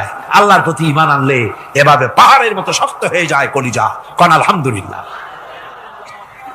আমার বন্ধুগণ, এবার আমি বলবো সর্বশেষ উপকারের কথাটা বলি, মোনাজাত ছেড়ে দেব। কয়টার কথা বলছিলাম? উপকার 6টা উপকারের কথা বলেছি। অনেকগুলি বৈশিষ্ট্য, অনেকগুলি উপকারের মধ্যে আল্লাহর প্রতি ঈমানের 6টা উপকারের কথা 5টা বলা হয়ে গেছে। এবার 6ষ্ঠ নম্বর এবং শেষ নম্বর, এটা হচ্ছে আল্লাহর প্রতি ঈমান আনলে পরে তার দ্বারা সবচাইতে বেশি ফায়দা পায় সমাজ এবং রাষ্ট্র। কোন আলহামদুলিল্লাহ, কোন আলহামদুলিল্লাহ। আল্লাহর প্রতি ঈমানের দ্বারা নৈতিক সংশোধন হয় এবং রাষ্ট্র আর সমাজ সবচাইতে বেশি উপকৃত হয়। কারণ হলো ঈমানদার ব্যক্তি আল্লাহর প্রতি যে ঈমান এনেছে, তার মনের মধ্যে ধারণা এটা হয়, আমার কোনো কাজ তো গোপন থাকে না। ইন্নাল্লাহা লা ইয়াখফা আলাইহি শাইউন ফিল আরদি ওয়ালা ফিস সামা। আল্লাহর কাছে গোপন বলতে কিছু নাই, আকাশেও নাই, জমিনেও নাই, কোনো কিছু গোপন নাই। সুতরাং আমি যা করি সব আল্লাহ দেখেন এবং শোনেন। এমনকি মানুষ যে কল্পনা করে, সে কল্পনাও আল্লাহ টের পায় না, নাকি? টের পায় কিনা? وَإِن تُبْدُوا مِنْ أَنفُسِكُمْ أَوْ تُخْفُوهُ يُحَاسِبْكُم بِهِ اللَّهُ। মনের ভিতরে যে কল্পনা করো, আল্লাহ পাক বলেন এই কল্পনারও হিসাব আমি রব্বুল আলামিন তোমার কাছ থেকে নেব। ফায়ুআযযিবু মান ইয়াশাউ, যারে খুশি শাস্তি দেব, আর যারে খুশি আমি মাফ করে দেব। জোরে বলেন সুবহানাল্লাহ। ফায়াগফিরু লিমান ইয়াশা ওয়া ইউআযযিবু মান ইয়াশা, যারে খুশি মাফ করব, যারে খুশি শাস্তি দেব, কল্পনারও হিসাব নেব। এই কথা মুমিনের যদি জানা থাকে, তাহলে আর তার কোনো চিন্তা থাকে না, তার নৈতিক চরিত্র ভালো হয়ে যায়। কোন সুবহানাল্লাহ। আমার বন্ধুগণ, ঈমানদার লোক, আল্লাহর প্রতি ঈমান আসলে পরে সমাজ উপকৃত হয়, রাষ্ট্র উপকৃত হয়ে যায়। যেহেতু বান্দা জানে আমি দায়িত্বহীন কোনো কথা বলতে পারবো না, দায়িত্বহীন কোনো কাজ করতে পারবো না। আল্লাহ পাক বলেছেন, মা ইয়ালফিযু মিন কাউলিন ইল্লা লাদাইহি রাকীবুন আতীদ। বান্দা এমন কোনো কথা বলে না যে কথা আমার ফেরেশতারা রেকর্ড করে না রাখে। কাজী মুমিন ব্যক্তি আল্লাহর ভয়তে দায়িত্বহীন কথা বলবে না। নির্বাচন আসলে পরে রাস্তা সোনা দিয়ে বান্দায় দেব, এই করব সেই করব, না খাইয়া কেউ মরবেন না। আসে না নির্বাচনের সময় সারাগালি বদনারা মঞ্চে দাঁড়িয়ে কত বড় বক্তৃতা করে, ভাইয়ের আমার, বোনের আমার, এবার আমার বোতল মার্কা বাক্স, আপনারা আমাকে ভোট দিয়ে দেশ এবং জাতির আরেকবার 12:30 বাজাইবার সুযোগ দিন। এবার ক্ষমতায় গেলে কেউ না খাইয়া মরবেন না, কিন্তু কি খাইয়া মরবে তাও বলেন। এর মারফতি অর্থ হচ্ছে এই, ওরা যদি ক্ষমতায় যেতে পারে তাহলে বিষ খাইয়া হোক, গুলি খাইয়া হোক, কিছু না কিছু খেয়ে মরতে হবে। একেবারে খালি পেটে মরলে গ্যাস্ট্রিক হওয়ার সম্ভাবনা আছে। ঈমান বিল্লাহ যদি না থাকে, আল্লাহর ভয় যদি না থাকে, তাহলে দায়িত্বহীন কথা বলে। আর আল্লাহর ভয় যদি থাকে, তাহলে নৈতিকতার সংশোধন হয়ে যায়, দায়িত্বপূর্ণ কথা বলে, মানুষকে ফাঁকি দেয় না। আমার বন্ধুগণ, আল্লাহ রাব্বুল আলামিন তার বান্দা যারা আল্লাহকে ভয় করে, সে ভয় করা বান্দাগুলির মনের মধ্যেই চিন্তা এসে যায়, আমি যেখানে থাকি না কেন আল্লাহ আমাকে দেখতেছেন, শুনতেছেন। রাতে হোক দিনে হোক, যেখানে আছি আল্লাহ আমারে দেখতেছেন। আল্লাহ পাক বলতেছেন ওয়া হুয়া মাআহুম ইজ ইউবাইতুনা মা লা ইয়ারদা মিনাল কওলি ওয়া কানা আল্লাহু বিমা ইয়ামালুনা মুহীতা। আল্লাহ পাক বলেন আমি তো আমার বান্দার নিকটে তখনও থাকি যখন সে গোপনে গোপনে রাতের বেলায় আমার মর্জির খেলাফ পরামর্শ করে। আমার মর্জির খেলাফ পরামর্শ করতেছে রাত্রে, আমি তো তখনও কাছে থাকি, ওটা আমি শুনি। ঈমান যদি আসে তাহলে এই সব কাজ থেকে সে বিরত থাকে। সে যদি কম হয় সেখানেও আল্লাহ, বেশিও যদি হয় সেখানেও আল্লাহ। এমন কোন জায়গা আছে নাকি চিটাগংয়ে যেখানে আপনি একটা আকাম করবেন আর আল্লাহ টের পাবে না? কোন আছে নাকি? আচ্ছা চট্টগ্রামে না থাকুক, বাংলাদেশের কোন জায়গা আছে নাকি? পার্বত্য চট্টগ্রামে যত পাহাড় আছে, উঁচু নিচে জায়গা আছে, ওই জায়গায় বোধহয় আছে নাকি? সারা পৃথিবীতে আছে কোথাও? আল্লাহকে ফাঁকি দেওয়ার জায়গা কোথাও? সব স্পষ্ট। আল্লাহ কি ঘুমায় নাকি? ঘুমায়? তার কাছে দিনও যা রাতও তা, সমানে তিনি দেখতে পান, শুনতে পান, সবকিছু দেখতে পান, সবকিছু শুনতে পান। তাকে ফাঁকি দেওয়ার কোনো উপায় নেই। এই জন্য ৬ষ্ঠ নম্বরের উপকার যেটা হয় সেটা হলো সমাজ উপকৃত হয় ওই মানুষ দিয়ে যার মধ্যে ঈমান আছে।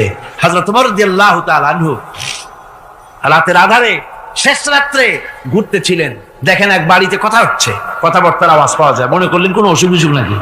ঘরে গিয়ে কান পাচ্ছেন দেওয়ালের সাথে, শুনতে পাচ্ছেন ভিতরে বুড়ি মা তার মেয়েকে বলছে, এই মেয়ে ওঠ, উটের দুধ দোয়াই নিয়ে আসছি, এর মধ্যে পানি মিশা, তারপর সকালে বাজারে নিয়ে যা।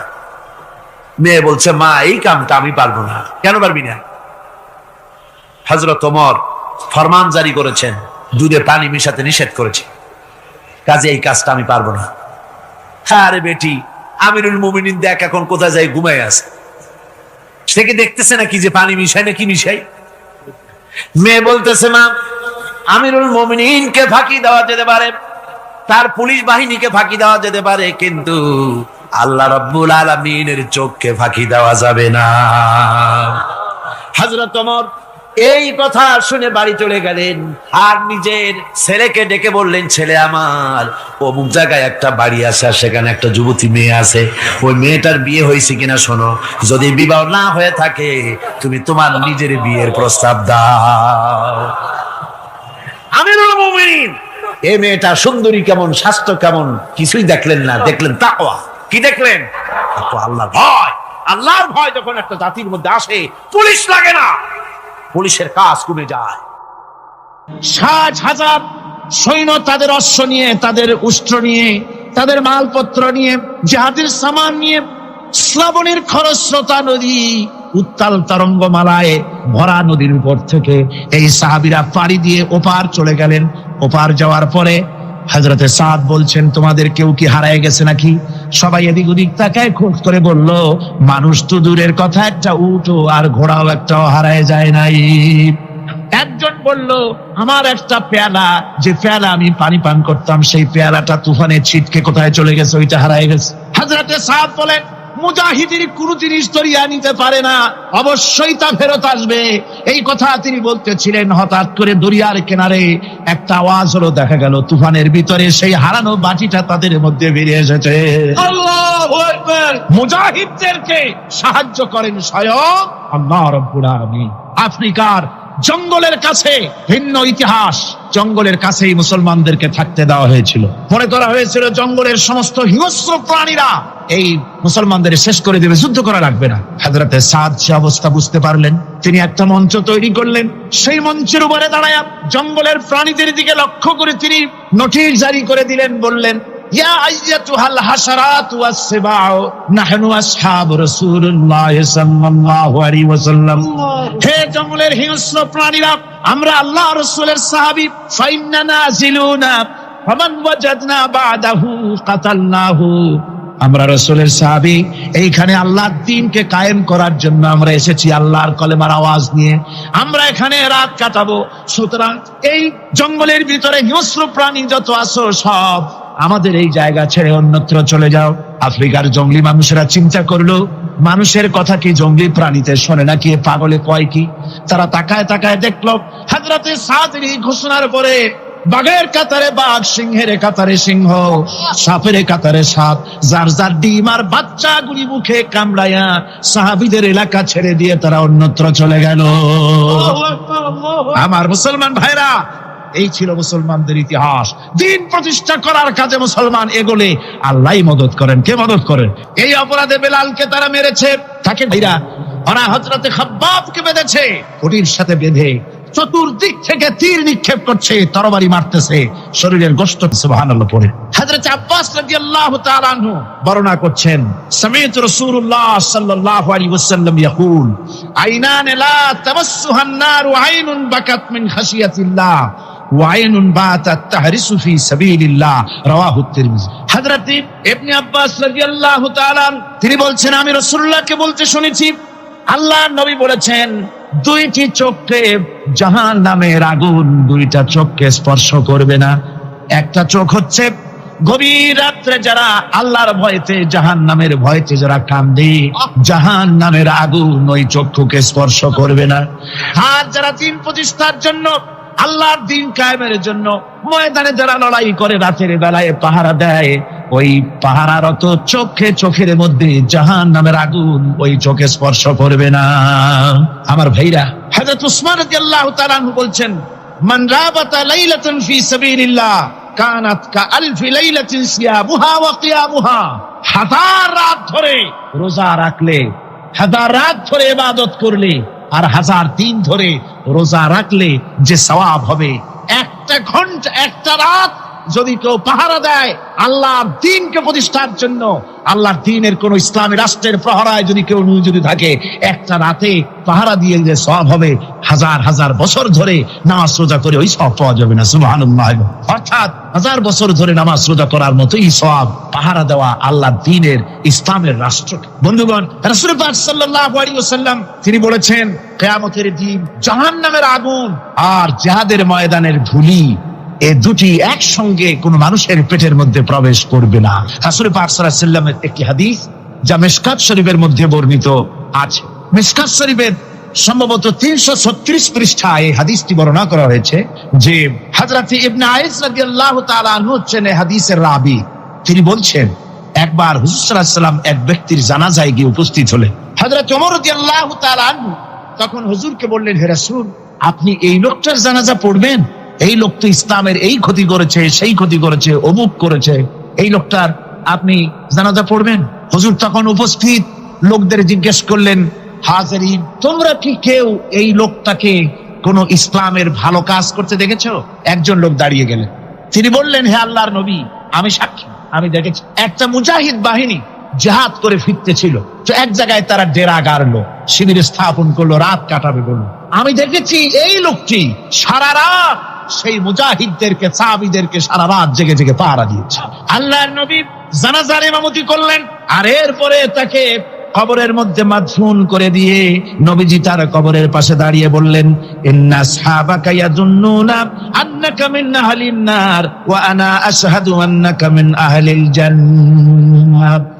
নবীজি বলছেন, ও কবরবাসী, তোমার সাথীরা মনে করে তুমি জাহান্নামী, আর আমি নবী মুহাম্মদ সাল্লাল্লাহু আলাইহি ওয়াসাল্লাম সাক্ষী দিচ্ছি তুমি বেশক আল্লাহর বেহেশতি, তুমি অবশ্যই আল্লাহর জান্নাতে যাবে।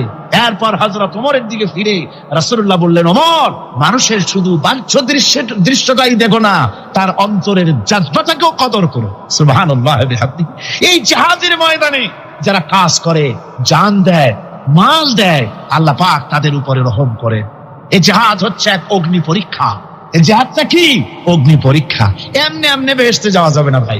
আল্লাহ রাব্বুল আলামিন কোরআনে কারীমের মধ্যে বলেছেন, আহাসিবান নাসু আইয়ুতরাকু আইয়াকুলু আমান্না ওয়া হুম লা ইফতানুন। লোকেরা কি ভেবেছে নাকি যে ঈমান এনেছি, এই কথাটা বললেই আমি বেহেশত দিয়ে দিব, মুমিন বলে সার্টিফাই করব? না, যখনই তারা বলবে আমি মুমিন, আমি তখন তাকে অবশ্যই পরীক্ষা করব। এই পরীক্ষায় তাকে পাশ করতে হবে। কোরআনে কারীমে আল্লাহ রাব্বুল আলামিন অনেক জায়গায় কথাগুলি বলেছেন, এমনি এমনি ছেড়ে দেওয়া হবে না। আমি অতীতের লোকদেরকেও পরীক্ষা করেছি, তোমাদেরকেও পরীক্ষা করব। পরীক্ষা না দিয়ে কেউ তোমরা বেহেশতে যেতে পারবে না। এই জমিনে তোমাদের আগুনের পরীক্ষা দিতে হবে। পয়গম্বরেরা কষ্ট করেছেন, সাহাবায়ে কিরাম কষ্ট করেছেন।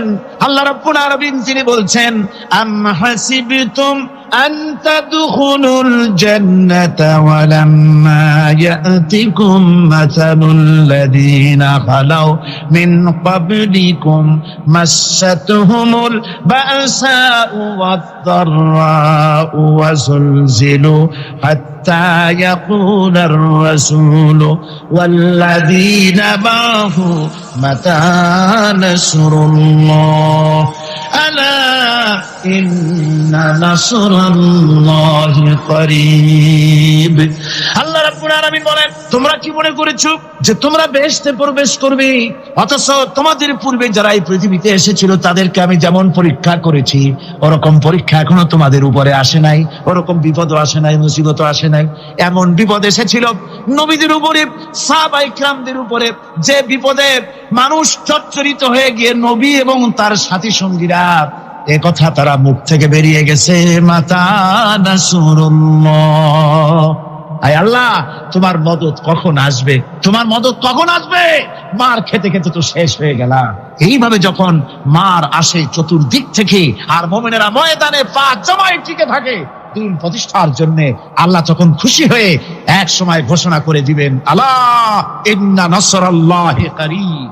আর দেরি নাই, আমার মদদ, আমার সাহায্য তোমাদের জন্য অবধারিত। সুবহানাল্লাহ। আমার ভাইরা, বিষয়টা সহজ নয়। শুধু দুইটা সেজদা দিয়া, শুধু তাহাজ্জুদের কিছু নামাজ পড়িয়া আল্লাহর জান্নাতে যাওয়া এত সহজ নয়। রাস্তা খুব কঠিন, রাস্তা খুব। ये शहादत गाहे उल्फत में कदम रखना, ये शहादत गाहे उल्फत में कदम रखना, लोग समझते हैं आसान है मुसलमान होना। এটা হলো শাহাদাতের উত্তপ্ত ময়দানে পা রাখা। লোকেরা মনে করে ইসলাম গ্রহণ করা, মুসলমান হওয়া বুঝি বড় সহজ ব্যাপার। এত সহজ না। আমরা হানফি মাসলাকের লোক, ইমাম আবু হানিফার মাসলাক অনুযায়ী চলি। আমরা মনে করি বেহেশতে এমনি যাব, কিন্তু আমাদের ইমাম সাহেব কি করছেন ওই ইতিহাস আমাদের জানান। খাজা বাবার মহব্বতে অস্থির। রজব মাস আসলে পরে বড় বড় ডেক্সি চড়ায়, সেই ডেক্সির উপরে লাল শালু বিছায়, তারপরে টাকা পয়সা রোজগার বহুত করে। আসলে তো খাজা না, আসলে হচ্ছে ইয়া খাজা কুস্তু আজা, পেট তো ভরে যায়। পেট ভরার জন্য পয়সা করে ইনকাম করা। খাজার লা ইলাহা ইল্লাল্লাহ এই চিশতিয়া তরিকার জিকির গ্রহণ করা হয়েছে, কিন্তু চিশতিয়া তরিকা যে আরেকটা আছে, কারাগার পর্বতে পৃথিবীরাজের সঙ্গে লড়াই করা, সেইটার কাছে নেই আমরা। সেটা ইমাম আবু হানিফা শুধু মস্তাই বলেন নাই, দিন প্রতিষ্ঠার জন্য রক্ত দিয়েছে, ঠিক কিনা? 8টি বছর পর্যন্ত কারারুদ্ধ ছিলেন। তাকে জিজ্ঞেস করা হয়েছে, ইমাম সাহেব জেলের মধ্যে তো আছেন, কষ্ট হয়? ইমাম সাহেব বলেছেন, না কষ্ট হয় না, তবে মাঝে মাঝে একটু কষ্ট হয় মনে। 2-4 মাস পর পর আমার বুড়ি মাকে এনে হাজির করা হয় জেলখানার মধ্যে, আর আমার মায়ের সামনে আমাকে পেটানো হয়, যেন মা আমাকে বলে যে এদের সাথে একমত হয়ে যা, সেই জন্য পেটানো হয়। তা আমার মা আমার মায়ের দেখে, আর মায়ের চোখ থেকে পানি পড়তে থাকে, তখন আমার মনে বড় কষ্ট লাগে।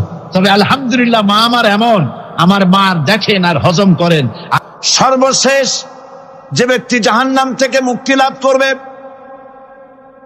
তাকে আল্লাহ পাক বলবেন, ফেরেশতাদেরকে বলবেন, ও আমার ফেরেশতারা, আমার এই বান্দাকে জান্নাত এবং জাহান্নামের মাঝখানে রেখে দাও। জান্নাত এবং জাহান্নামের মাঝখানে লোকটি যখন থাকার জায়গা পাবে, সে জান্নাতের দিকে তাকায়া দেখবে আর কাঁদতে থাকবে। আল্লাহ পাক জিজ্ঞেস করবেন, বান্দারে, যুগের পর যুগ ধরে জাহান্নামে কেঁদেছ, আমি রব্বুল আলামিন জাহান্নাম মাফ করে দিয়া জান্নাত জাহান্নামের মাঝখানে রেখে দিয়েছি, আযাব থেকে তো বেঁচে গেছো, এখন কান্দো কেন? লোকটি বলবে, রব্বুল আলামিন কান্দি এই কারণে, জাহান্নাম থেকে মাফ করেছো, তোমার শুকরিয়া আদায় করি। জান্নাত তো আমার কপালে নাই, কিসমতে নাই, কিন্তু জান্নাত আমি এখান থেকে দেখতে পাচ্ছি, জান্নাতের সুঘ্রাণ আমার নাকে আসতেছে, কপালে নাই যাওয়ার। আমি কাঁদি এই জন্য, তুমি যদি মেহেরবানি করে আমাকে জান্নাতের দরজার কাছে একটু দাঁড় করায় দিতা, প্রাণ ভরে তোমার জান্নাতের দৃশ্যটা একটু দেখতা। আল্লাহ পাক তার আরজি পূরণ করবেন, বলবেন যাও, ফেরেশতাদের বলবেন এর জান্নাতের দরজার কাছে দাঁড় করায় দাও। জান্নাতের দরজার কাছে দাঁড়িয়ে লোকটি আবার কান্না শুরু করবে। আল্লাহ পাক প্রশ্ন করবেন, এবার কান্দো কেন?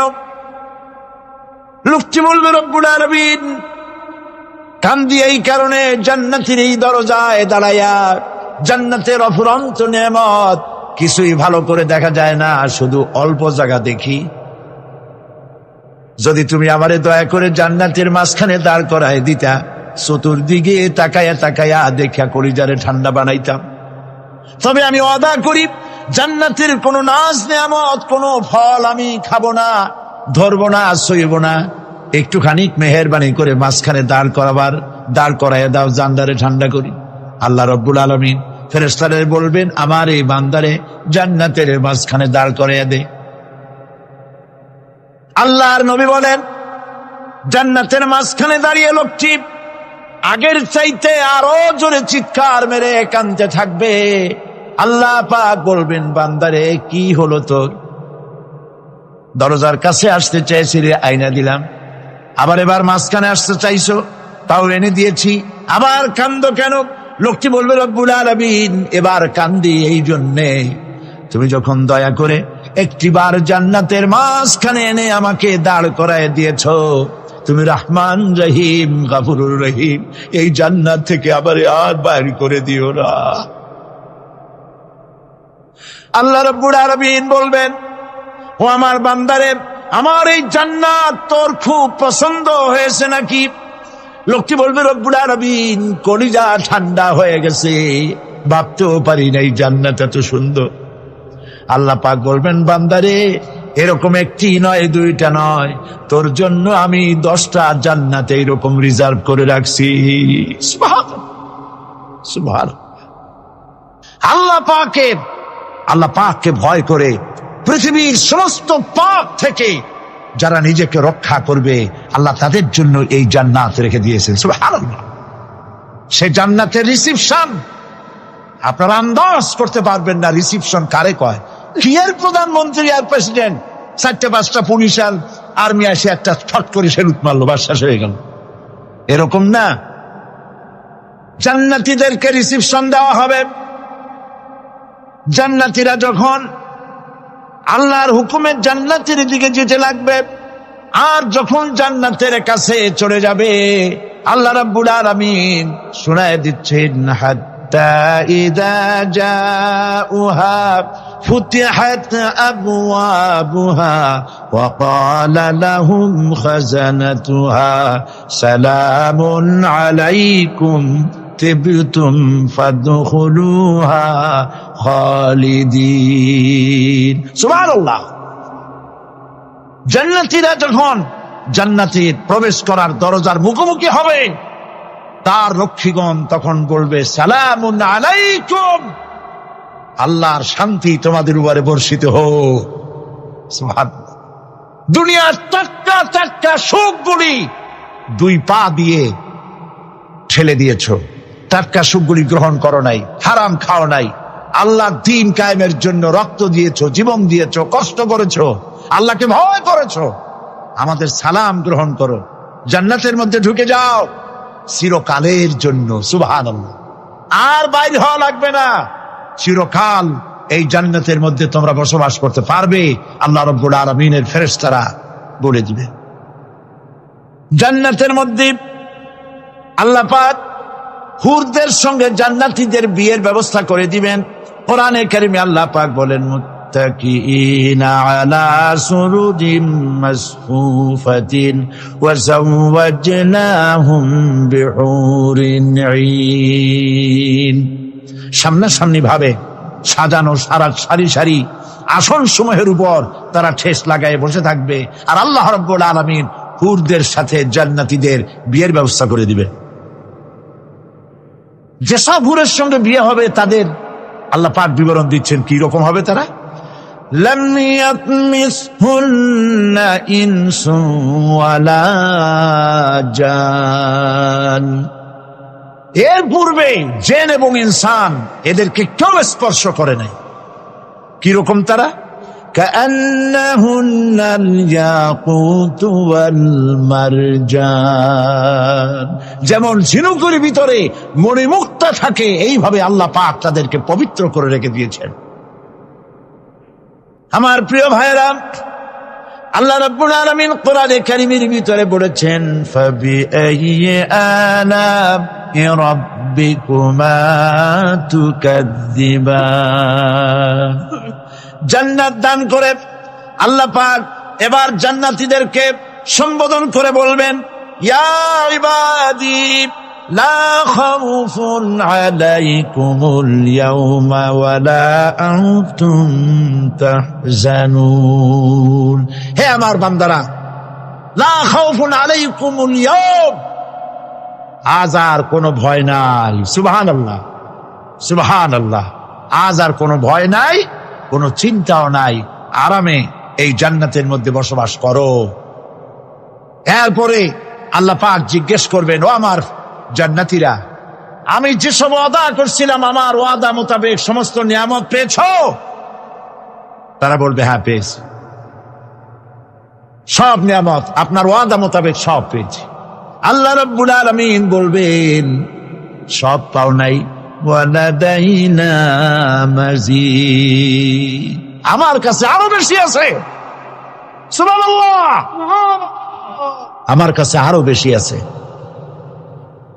জান্নাতীরা বুঝবে না সে আরো বেশিটা কি, এর থেকে আর বেশি কি। প্রিয় ভাই সব, নবী করিম সাল্লাল্লাহু আলাইহি সাল্লাম বলেছে জান্নাতের সুখ আর শান্তি কোন চোখ নাই যা দেখেছে, যা কোন অন্তঃকরণ নাই যা কল্পনা করতে পেরেছে। এই জান্নাত মুত্তাকিদের জন্য আল্লাহ রাখছেন। সুবহানাল্লাহ। জান্নাতীরা ভাবতেও পারবে না সেই নিয়ামতগুলি কি। প্রিয় ভাই সব, সেই মুহূর্তে আল্লাহর নবী মুহাম্মদ রাসূলুল্লাহ সাল্লাল্লাহু আলাইহি ওয়াসাল্লাম বলবেন, রব্বুল আলামিন, আমার উম্মতেরা জান্নাতীরা বুঝতে পারে নাই আপনার কাছে কি নিয়ামত আরো বেশি আছে।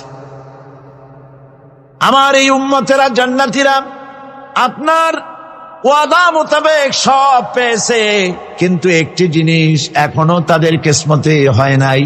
সেই জিনিসটা হলো, যারা তার রবকে না দেখে শুধু কোরআন আর হাদিসের কথা শুনে আরবের ঘুম হারাম করে তাহাজ্জুদের নামাজ আদায় করেছিল, চোখের পানি ফেলেছিল, যারা জান্নাত দেখে নাই, জাহান্নাম দেখে নাই, আপনাকে ভয় করে যারা জীবন পরিচালনা করেছিল, যারা আপনাকে দেখে নাই, না দেখে শুধু কোরআন হাদিস বিশ্বাস করে যারা অকাতরে নিজেদের জীবন বিলায় দিয়েছিল, এই জান্নাতীরা এখন পর্যন্ত তার রবকে দেখতে পারে নাই। আল্লাহ রাব্বুল আলামিন তার সামনে থেকে ৭০,০০০ পর্দা সরে যাবে। আল্লাহ পাক বান্দাদের আরজি পুরা করার জন্য জান্নাতীদের সামনে তিনি জালোয়া ফরোজ হবে। কোরআন শরীফের ভিতরে আল্লাহ পাক বলে, জান্নাতীরা তারা আল্লাহর দিকে, জান্নাতীরা তার রবের দিকে তাকিয়ে থাকবে, আর রব তার বান্দাদের দিকে তাকায়া থাকবে। প্রাণ ভরে জান্নাতীরা রবকে দেখবে। সুবহানাল্লাহ, আল্লাহ পাককে দেখবে। প্রাণ খুলে আজ দোয়া করি, রব্বুল আলামিন, জান্নাতের যেই পরিবেশে, যেই জায়গায় তুমি দয়া করে তোমার গোলামদেরকে তুমি নিজেই দর্শন দিবে, দেখা দিবে। মনিব, ও আমাদের রব, আজ এই বিশাল জনসমুদ্র নিয়ে তোমার দরবারে আবেগ ভরা কণ্ঠে বলি, যেই অনুষ্ঠানটি তুমি এমন মুবারক অনুষ্ঠান করবে যেখানে তুমি জান্নাতীদেরকে দেখা দিবে, ওই জান্নাতের কোনো একটি, ওই অনুষ্ঠানের কোনো একটি কোনায় কানায় আমাদেরকেও দাঁড় করাইয়া দেখান তো।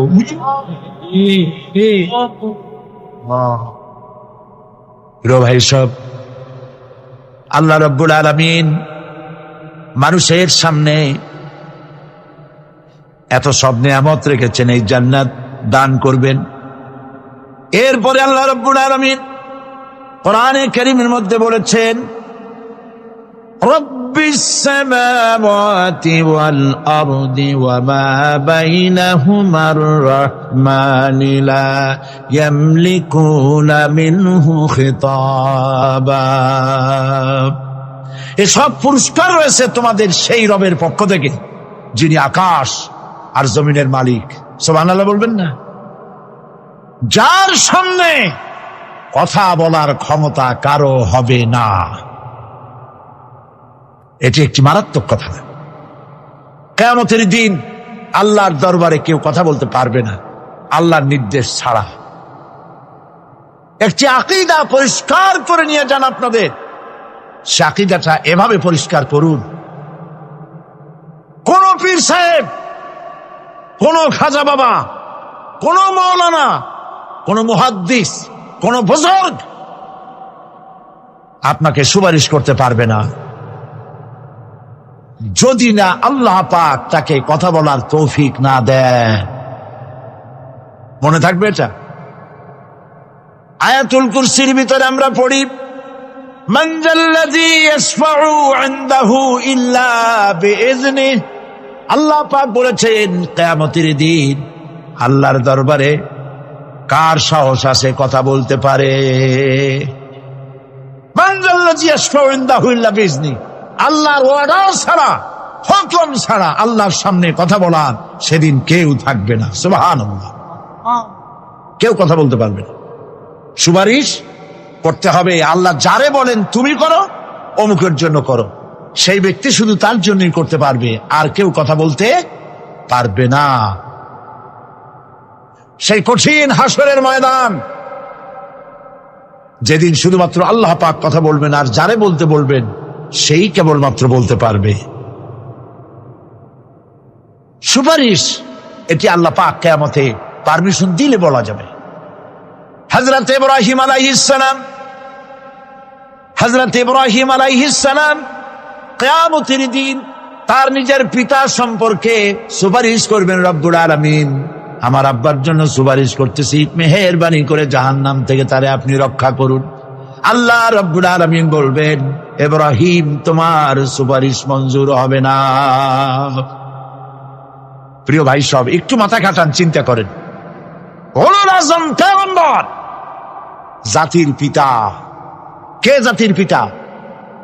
চিল্লায় বলুন, কলিজা সাফ করে ফেলুন। মুসলমানদের জাতির পিতা হাবিজাবি কেউ হতে পারে না।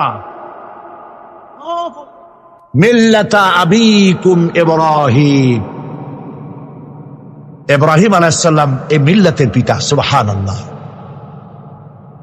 হযরত ইব্রাহিম আলাইহিস সালাম কিয়ামতের দিন বলবেন, আল্লাহ আমার আব্বার জন্য সুপারিশ করছি। আল্লাহ পাক বলবেন মঞ্জুর হবে না। আজর তোমার পিতা হতে পারে, কিন্তু আমার খলিলকে আগুনে ফেলার জন্য নমরুদকে সে সহযোগিতা করেছে, আমি তোমার পিতাকে ক্ষমা করব না। নবী করিম সাল্লাল্লাহু আলাইহি সাল্লামকে সাহাবায়ে কেরাম জিজ্ঞেস করেছেন, হে রাসূল, আপনার আব্বা এবং আম্মার অবস্থা কি হবে? নবী করিম সাল্লাল্লাহু আলাইহি সাল্লাম কেঁদে ফেলেছেন, সব বলেছেন, আমি তাদের কোনো উপকারে আসব না। আল্লাহু আকবার। আপনি মনে করছেন নাকি যে ইয়া নবী সালাম আলাইকা বলি অমনি নবী সুপারিশ পাবেন? এত সহজ। কতগুলা রসগোল্লা খাইলেন আর বড় একটা মিছিল করলেন আর অমনি চলে যাবেন? পৃথিবীর সব মানুষ, সাহাবায়ে কেরাম বাদ দেন, পৃথিবীর সমস্ত মানুষ একত্রিত হয়ে আবু তালেব রাসূলুল্লাহকে যে ভালোবেসেছেন, ওর 1000 ভাগের 1 ভাগও সারা দুনিয়ার মানুষ রাসূলুল্লাহকেই ভালোবাসতে পারবে? পারবে? নিজের ছেলে আলীকে, আলী রাদিয়াল্লাহু তাআলা আনহুকে আলাদা বিছানায় শোয়াইয়া, ছোট্ট মানুষ হযরত আলী আলাদা জায়গায় রাখিয়া, মুহাম্মদুর রাসূলুল্লাহ সাল্লাল্লাহু আলাইহি ওয়াসাল্লাম এতিম মানুষ, তারে কলিজার সাথে বুকের মধ্যে আশ্রয় দিয়ে আগলে রেখেছেন বুক করে।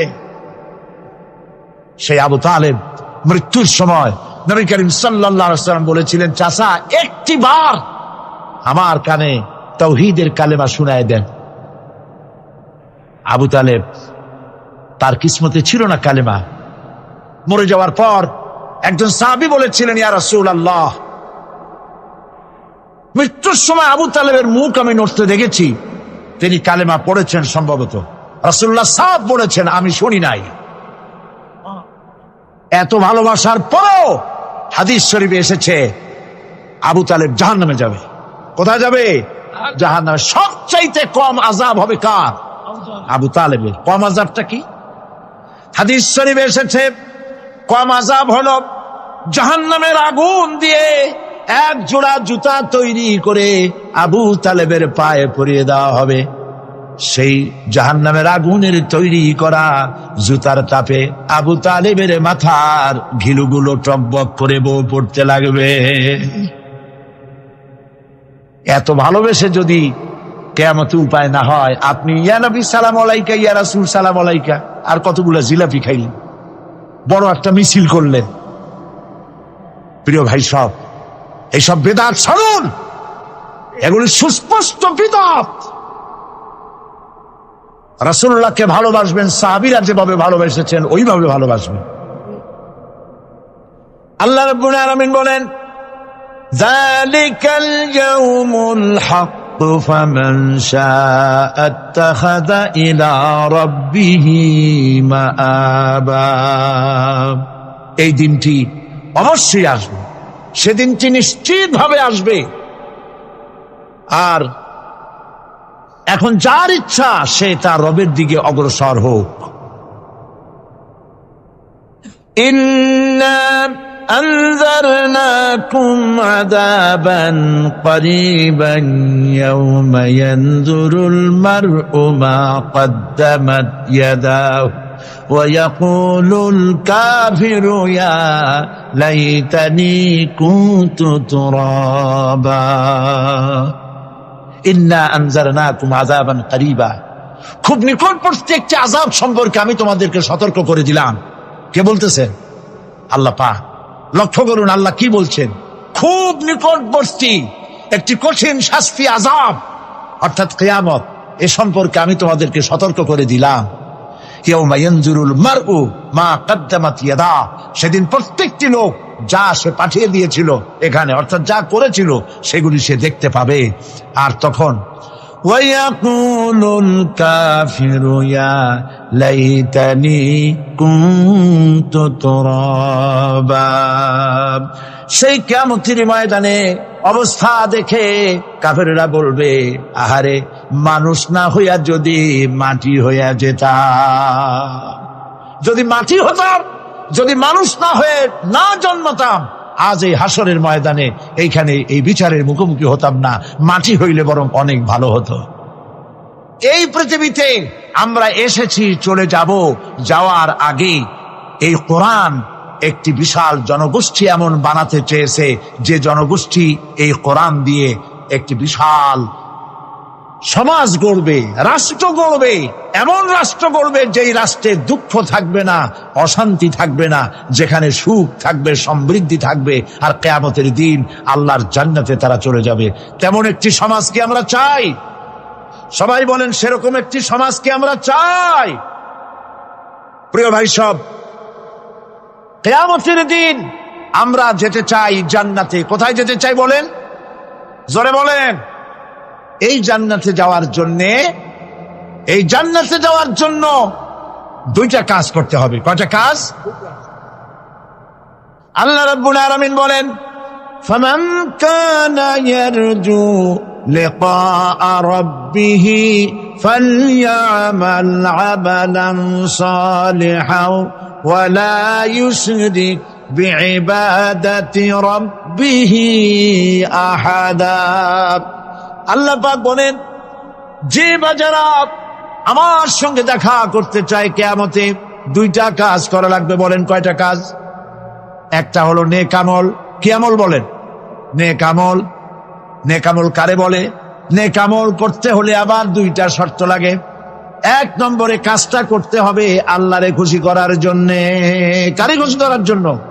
একটা মাদ্রাসা বানাইছি যাতে লোকেরা বলে যে বড় একটা মাদ্রাসা বানাইছে, এই জন্য মাদ্রাসা বানাবেন,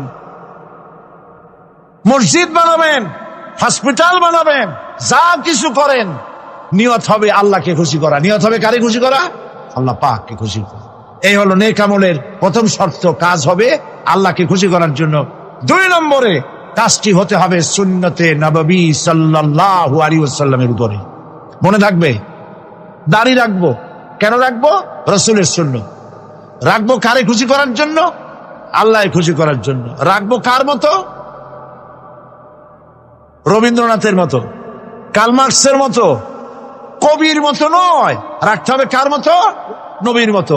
বুঝে নেন, কাজটা হতে হবে আল্লাহকে খুশি করার জন্য। 2 নম্বরে কাজটা হতে হবে সুন্নতে নববী সাল্লাল্লাহু আলাইহি ওয়াসাল্লামের উপরে হতে হবে। তাহলে এই হলো 1 নম্বর।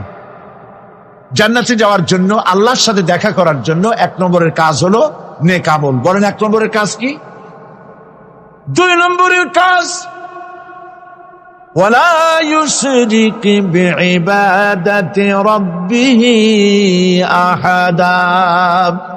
আল্লাহ রাব্বুল আলামিনের ইবাদতের সাথে কাউকে শরীক স্থাপন করা যাবে না।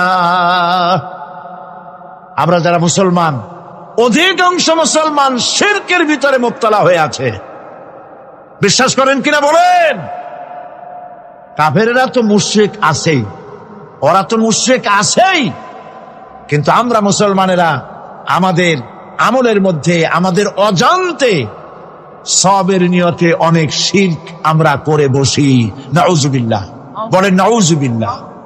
এই জন্য আমি বারবার সতর্ক করি, নিজেকেও করি, আপনাদেরকেও করি।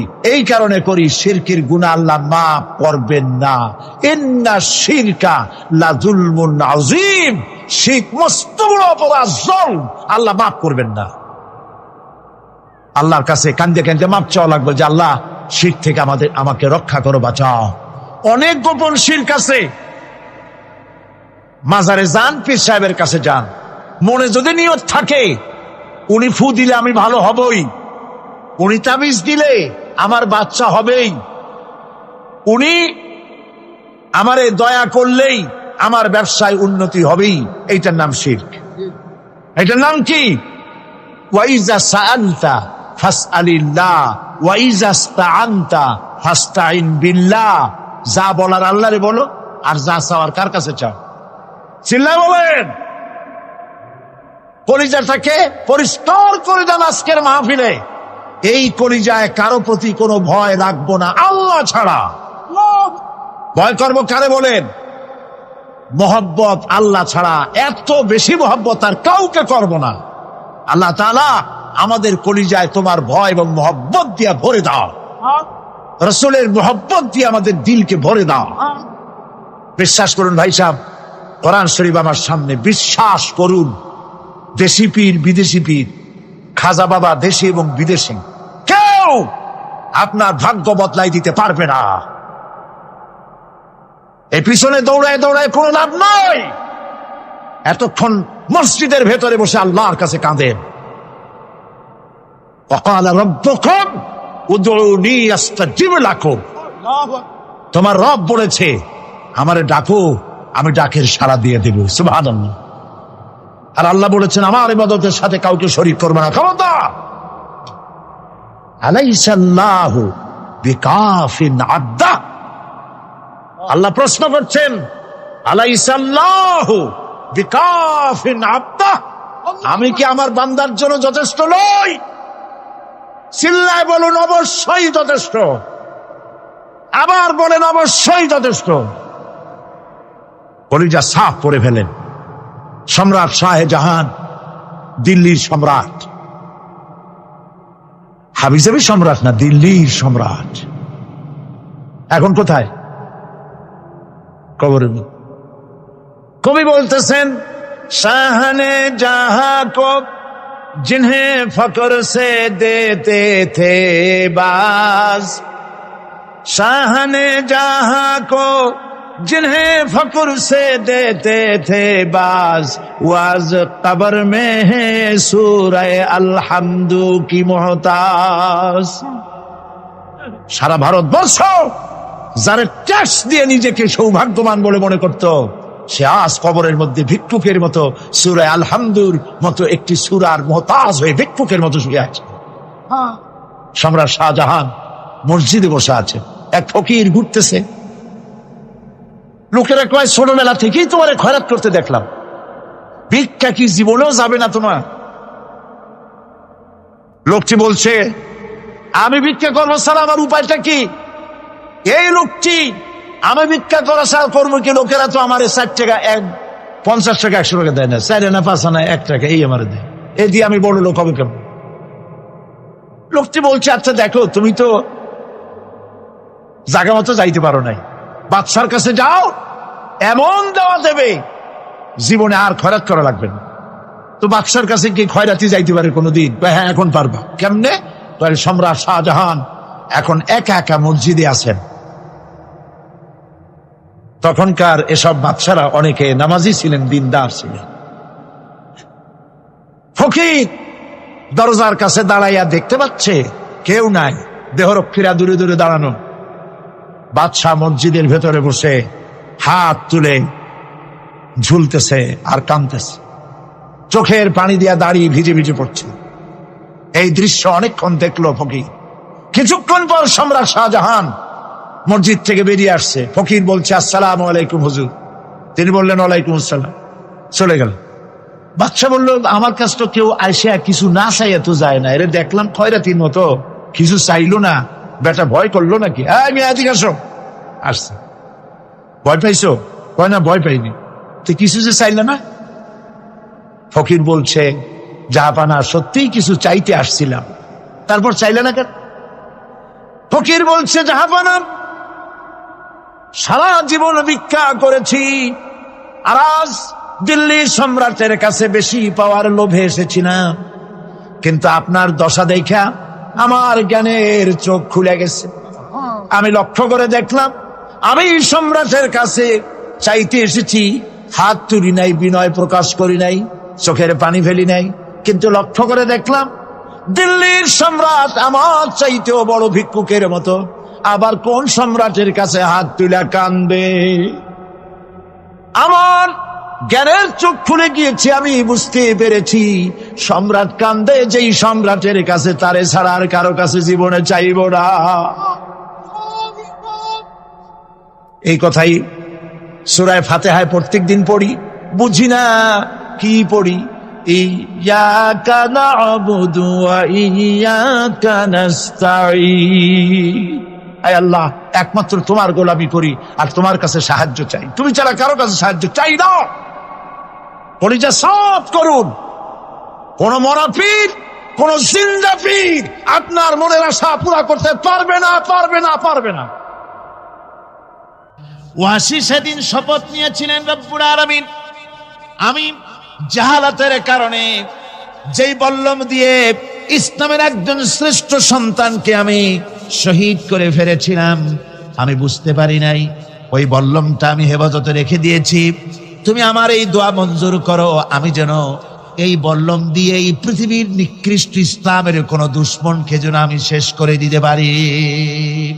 আল্লাহ পাক দোয়া তার মঞ্জুর করে নিলেন। মুসাইলামা কাযযাবের বিরুদ্ধে হযরত আবু বকর সিদ্দিক রাদিয়াল্লাহু তাআলা আনহু যে বাহিনী পাঠালেন, হযরত ওয়াসি সেই বাহিনীর মধ্যে ছিলেন। আর তিনি সেই বল্লমটা দিয়া, যে বল্লম দিয়ে তিনি হযরত হামজাকে শহীদ করেছিলেন, সেই বল্লমটা দিয়েই ইসলামের নিকৃষ্ট শত্রু মুসাইলামা কাযযাবকে দুনিয়া থেকে তিনি বিদায় করে দিলেন। দাউদ আলাইহিস সালামকে আল্লাহ রাব্বুল আলামিন এমন মুজিজা দিলেন, তিনি যখন লোহা মুঠো করে ধরতেন হাতের ভিতরে, লোহা পানি হয়ে হাতের ফাঁকের মধ্য দিয়া তা পড়ে যেত পানি হয়ে। এভাবে মুজিজা তাকে দেওয়া হলো। সুলাইমান আলাইহিস সালামের মুজিজা ছিল, তক্তার উপরে বসতেন, ইঞ্জিন লাগতো না, মেশিন লাগতো না, বিনা ইঞ্জিনে বিনা মেশিনে তক্তা হাওয়ার উপরে উড়ে সারা পৃথিবী ঘুরে আসতেন। ঈসা আলাইহিস সালামের মুজিজা ছিল, জন্মদের চোখের উপরে হাত বুলিয়ে দিতেন, সঙ্গে সঙ্গে চোখ তার ভালো হয়ে যেত। আবার কুষ্ঠ ব্যাধিগ্রস্ত লোকের গায়ে হাত বুলিয়ে দিলে তার শরীর ভালো হয়ে যেত। এটা ছিল তার মুজিজা। রাসূল পাক সাল্লাল্লাহু আলাইহি ওয়াসাল্লামের সময় মুজিজা, তার সময় প্রভাব ছিল সাহিত্যের। সাহিত্য আর কবিত্বের এত বেশি প্রভাব বিস্তার হলো, তারা কবিতা লিখে লিখে রচনা করে করে কাবা শরীফে লাগাই দিত। পারলে এই কবিতার সাথে মোকাবেলা করো এই চ্যালেঞ্জের। আল্লাহ রাব্বুল আলামিন সেই সময় কোরআনে কারীমকে অবতীর্ণ করে দিলেন। কোরআনে কারীম দুনিয়ার সমস্ত সাহিত্য আর কবিত্বের সমস্ত মানকে ছাড়িয়ে চলে গেছে এমন এক পর্যায়ে, কিয়ামত পর্যন্ত কোরআনের সাহিত্যের ভাবধারা এর মানকে উতরে যেতে পারবে এমন সাহিত্যের জন্ম আজও হয় নাই, ভবিষ্যতেও হবে না। এটা হলো রাসূল পাক সাল্লাল্লাহু আলাইহি ওয়াসাল্লামের মুজিজা। সাহাবায়ে কেরামদের সঙ্গে রোমকদের লড়াই হতেছে, রোমক সৈন্যরা যুদ্ধে জিততে পারতেছে না কিছুতেই। এরপরে তারা গোয়েন্দা বিভাগের লোক পাঠায় দিল, এদের সঙ্গে জিততে পারি না কেন, একটু খুঁজে দেখে আসো রাত্রে এরা করেটা কি। গোয়েন্দা বিভাগের লোক সারা রাত ঘুরে ঘুরে তারপরে এসে রিপোর্ট করলো। এরপরে এসে তাদের প্রধানের কাছে রিপোর্ট করলো, আমরা যার কাছে গিয়েছিলাম দেখে এলাম হুম হুম বিল্লাইলি রাহবানুন ওয়া বিন্নাহারি ফুরসানুন, আমরা দেখে এলাম যাদেরকে দিনের বেলায় প্রচন্ড শক্তিশালী বীর যোদ্ধা রূপে যাকে যুদ্ধ করতে দেখেছি ময়দানে, রাতের বেলায় দেখলাম গিয়া একেবারে নিতান্ত ফকিরের মতো কেউ তো সেজদায় পড়ে কাঁদতেছে, কেউ আবার তেলাওয়াত করতেছে, চোখ দিয়া পানি পড়তেছে, আবার কেউ নামাজ পড়তেছে, আবার কেউ হাত তুলে রেখেছে তাদের প্রভুর দরবারে, চোখের পানিতে তাদের চোখ বুক ভেসে যেতেছে। সারাটা রাত তেলাওয়াত আর সেজদা আর নামাজের মধ্যে তারা এভাবে কাটিয়ে দিয়েছে।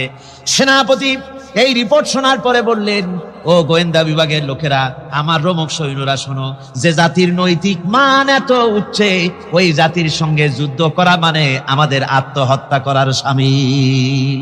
এদের সাথে কিছুতেই আমাদের পক্ষে পারা সম্ভব না। হ্যাঁ, এদের সাথে পারা যাবে যদি এই সম্পর্ক নষ্ট করে দেওয়া যায়। আল্লাহর সাথে তাদের এই গভীর সম্পর্ক যেটা আছে, এই সম্পর্ক নষ্ট করে দিতে হবে, তাহলেই কেবলমাত্র সম্ভব হবে। এদের নৈতিক চরিত্র ধ্বংস করার জন্য প্রচেষ্টা চালাও, তাহলে হয়তো আমরা কামিয়াব হতে পারব। আমার বন্ধুগণ, সামান্য স্যান্ডেলের ফিতা গাছা যদি ছেড়ে যায়, মানুষের কাছে চাইও না, আল্লাহ রাব্বুল আলামিনের দরবারে হাত পাতো, রব্বুল আলামিন তোমার স্যান্ডেল কেনার পয়সা জুগিয়ে দেবেন। জোরে বলেন সুবহানাল্লাহ। যা দরকার তার কাছেই চাও, হাত তার কাছেই পাতো। ওই যে সম্রাট শাহজাহানের কথা আমি আপনাদেরকে শুনাই, ফকির একটা ঘুরতেছে সারাদিন।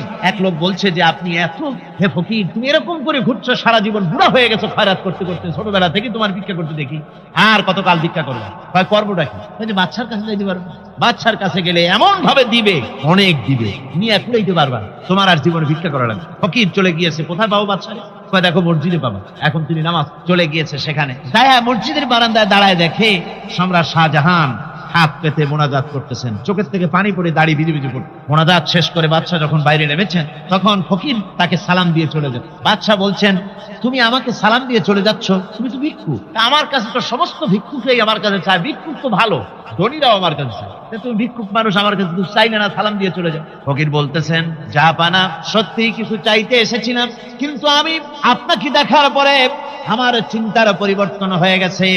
আমি তাকিয়ে তাকিয়ে দেখলাম মসজিদের ভেতরে আমি চাইতে এসেছি দিল্লির সম্রাট শাহজাহানের কাছে। যেই সম্রাট, দিল্লির সম্রাট যার কাছে আমি চাইতে এসেছি, আমি তো দাঁড়ায় আছি, কান্দি না, কিন্তু আমি দেখতেছি যার কাছে আমি চাইতে এসেছি তিনি যেন আবার কোন সম্রাটের কাছে আমার চাইতেও দারুণ ভিক্ষুকের মতো হয়ে চোখের পানি ফেলে ভিক্ষা চাইতেছে।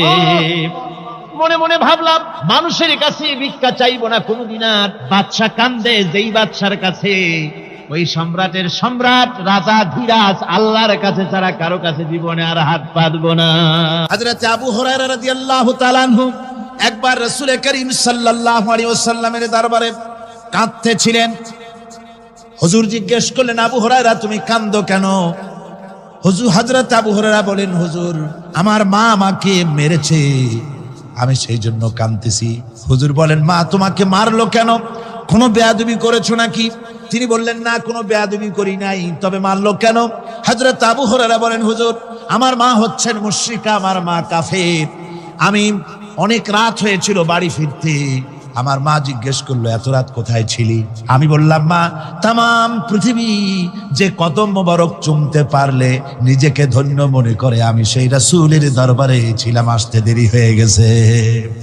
ইয়া রাসূলুল্লাহ, আপনার নাম শোনা মাত্র আমার মায়ের গায়ে আগুন জ্বলে গেল, সহ্য করতে না পেরে আমাকে মায়ের আরম্ভ করে দিল। বলল, আবু হুরায়রা হয় আমার বাড়ি ছাড়বি, না হয় মুহাম্মদ সাল্লাল্লাহু আলাইহি ওয়াসাল্লামের ঘর ছাড়বি, কোনটা করবি কর। আমি বললাম, মা তোমার গায়ে যত শক্তি আছে সমস্ত শক্তি দিয়ে তুমি আমাকে প্রহার করো, আমি তামাম তোমার বাড়িটা সুদ্ধা তামাম দুনিয়া ছেড়ে দিতে পারি, কিন্তু রাসূল পাক সাল্লাল্লাহু আলাইহি সাল্লামের কদম মোবারক ছাড়তে পারি না। ভাইরা আমার, হযরতে আবু হুরায়রা কাঁদতেছেন। আল্লাহর নবী বলেন, তুমি কাঁদো কেন? তোমার মা তোমাকে মেরেছেন, আমি এখানে কি করব? এখানে তো আমি কোনো দখল আন্দাজ করতে পারি না, আমি কি করতে পারি? এখানে ইন্টারফেয়ার তো আমি করতে পারি না, মা তোমারে মেরেছে। হযরত আবু হুরায়রা বলেন, ইয়া রাসূলুল্লাহ, মায়ের বিরুদ্ধে কোনো নালিশ করার জন্য আপনার কাছে আমি আসি নাই। বলে, কেন এসেছো? হযরত আবু হুরায়রা বলেন, হুজুর, এসেছি এই জন্যে, আমি জানি আপনি যদি আল্লাহর দরবারে কোনো ব্যাপারে দোয়া করেন, আল্লাহ রাব্বুল আলামিন তা মঞ্জুর করে নেন। আপনি মেহেরবানি করে আমার মায়ের হেদায়েতের জন্য আল্লাহর কাছে দোয়া করুন। হুজুর সাল্লাল্লাহু আলাইহি ওয়াসাল্লাম দুই হাত উঁচু করলেন, বললেন, আল্লাহুম্মা ইহদি উম্মা আবি হুরায়রা, আয় আল্লাহ, আবু হুরায়রার মাকে তুমি হেদায়েত নসিব করে দাও। এই দোয়া রাসূল করতেছেন। হুজুরকে দোয়ার মধ্যে ফেলে রেখে আবু হুরায়রা দৌড় আরম্ভ করেছে বাড়ির দিকে। পেছন থেকে কয়েকজন সাহাবী তারা দৌড়ে গেল। আবু হুরায়রা দৌড়ায় কেন? এত ভদ্র মানুষ, কোন সময় কারোর সাথে রাগারাগি করে না, দৌড়ায় কেন? নিশ্চয়ই কোনো বিপদ বুঝি হয়ে গিয়েছে, পিছন থেকে জামা টেনে ধরেছে। কি হয়েছে, দৌড়াও কেন? হযরত আবু হুরায়রা বলেন, আমার জামা ছেড়ে দাও, আমাকে দৌড়াতে দাও। আমি দৌড়াইয়া বাড়ি পৌঁছে গিয়ে দেখতে চাই, আমি আগে দৌড়ে বাড়িতে গেলাম না নবীজির দোয়া আমার আগে আমার বাড়ি পৌঁছে গেল। কোনটা হলো আমি সেটা দেখতে চাই। হযরত আবু হুরায়রা দৌড়াতে দৌড়াতে ঘরের কাছে গিয়ে নক করেছে। ভিতর থেকে আওয়াজ এলো, কে? কিছুক্ষণ পর মা আমার বেরোলেন, মাথার চুল দিয়া পানি পড়তেছে, বুড়া মানুষ। মা আমার কাছে এসে বলল, বাবা, তোমাকে মারার পর আমি বড় অনুতপ্ত হয়েছি, মনে মনে অনুশোচনা করেছি, আরে আমার ছেলে তো কোনো খারাপ জায়গায় যায় নাই, কোনো খারাপ মানুষের কাছে যায় নাই, মারলাম কেন? বড় অনুতপ্ত হয়ে গেছি আমি। এই অনুশোচনা করে আমি এই মাত্র গোসল করেছি, আমাকে নিয়ে চলো তুমি বিশ্ব নবী রাসূলুল্লাহর দরবারে। আমার ভাইরা, রাসূল পাক সাল্লাল্লাহু আলাইহি ওয়াসাল্লাম, আল্লাহর নবী এমন এক মহান সত্তা ছিলেন যে তিনি দোয়া আল্লাহর দরবারে হাত উঁচু করতে দেরি আছে, কিন্তু দোয়া কবুল হতে দেরি নাই। কুতুবে সুবহানী শেখ মুহিউদ্দিন আব্দুল কাদের জিলানী রাহমাতুল্লাহ আলাইহি তিনি বলেছেন, মুনাজাত করতে গিয়ে আবেগে বলেছেন, রব্বুল আলামিন, তুমি যদি দয়া করে আমাকে জান্নাত দাও, আর তোমাকে যদি আমি না পাই, তুমি যদি আমার সঙ্গে দেখা না করো, আমারে যদি কথা না বলো, তাহলে এই জান্নাত আমার কোনো লাভ নাই। আর আমাকে যদি জাহান্নাম দিয়ে দাও, আর মাঝে মধ্যে তুমি যদি জিজ্ঞাসা করো, মহিউদ্দিন কেমন আছো, তাহলে এই জাহান্নাম আমার জন্য বেহেশত হয়ে যাবে। আয় আল্লাহ, আমি শুধু তোমারই চাই। আল্লাহর নবী বললেন, মহিলা, তুমি অপরাধ করেছো, কিন্তু তোমার গর্ভস্থিত সন্তান তো কোনো অপরাধ করে নাই, সুতরাং তোমার উপরে শরীয়তের হদ জারি করা যাবে না, ডেলিভারি হোক, তারপরে বিচার হলো। মহিলা চলে গেল আফসোস করতে করতে যে আমার বিচার হলো না, যদি এর মধ্যে আমি মরে যাই তাহলে জেনা করেছি, দুনিয়ার শাস্তি তো সহজ, পাথর মেরে উড়িয়ে দেবে, সঙ্গে সার করবে, এটা তো সহজ, কিন্তু কিয়ামতের ওই কঠিন জাহান্নামের আগুনে জ্বলতে পারবো না। মহিলাটি সন্তান ডেলিভারির পরে মহিলা চলে এসেছে রাসূলের কাছে, হুজুর, এই সে আমার বাচ্চা ডেলিভারি হয়েছে, আপনি মেহেরবানি করে আমার উপরে হদ জারি করেন, শাস্তি দেন। আল্লাহ নবী বলেন, মহিলা, তুমি অপরাধ করেছো, কিন্তু তোমার সন্তানের হক আছে, তোমার বুকের দুধ 2.5 বছর পর্যন্ত সে পান করবে, আমি তার হক নষ্ট করতে পারি না। মহিলা আবার চলে গেল কাঁদতে কাঁদতে, যদি এর মধ্যে মরে যায়, 2.5 বছর যেতে পারে নাই, তার আগেই মহিলা ওই বাচ্চাটাকে কোলে নিয়ে হাতে একটা রুটি দিয়া হুজুরের কাছে আসছে। কত পেরেশানি দেখেন। মহিলা এসে বলেন, ইয়া রাসূলুল্লাহ, আমার এই বাচ্চা এখন দুধ ছেড়ে দিয়েছে, সে রুটি খাইতে পারে, হুজুর আর দেরি করবেন না, এই শাস্তি না নিয়ে যদি মরে যায়, জাহান্নামের কঠিন আযাব আমি ভোগ করতে পারবো না। আল্লাহর নবী ওই মহিলাকে অর্ডার দিয়া দিলেন, একে বুক পর্যন্ত মাটির মধ্যে গেড়ে দিয়া চতুর্দিক থেকে পাথর নিক্ষেপ করো। মহিলাকে নিয়ে পাত্তাকে বুক পর্যন্ত মাটির ভিতরে গেড়ে দিয়া চতুর্দিক থেকে যখন পাথর নিক্ষেপ করা হচ্ছিল, রক্ত ছিটে এসে একজন সাহাবীর গায়ে পড়ায়, সাহাবী মহিলাকে ভৎসনা করলেন। আল্লাহর নবী বললেন, শুনতে পেরে নবীজি বললেন, ও সাহাবী, ভৎসনা করো না, বরং এই মহিলার তওবা আল্লাহ রাব্বুল আলামিন এমন ভাবে কবুল করেছেন, যদি সে তওবা দুনিয়ার সব মানুষকে ভাগ করে দেওয়া যায়, তাহলে সমানভাবে ভাগ করে দেওয়া যাবে। 60,000 সৈন্য তাদের অশ্ব নিয়ে, তাদের উষ্ট্র নিয়ে তাদের মালপত্র নিয়ে, জিহাদের সামান নিয়ে শ্রাবণীর খরস্রোতা নদী, উত্তাল তরঙ্গমালায় ভরা নদীর উপর থেকে এই সাহাবীরা পাড়ি দিয়ে ওপার চলে গেলেন। ওপার যাওয়ার পরে হযরতে সাদ বলছেন, তোমাদের কেউ কি হারায় গেছে নাকি? সবাই এদিক ওদিক তাকায়, খোঁজ করে বলল, মানুষ তো দূরের কথা, একটা উটও আর ঘোড়াও একটাও হারায় যায় নাই।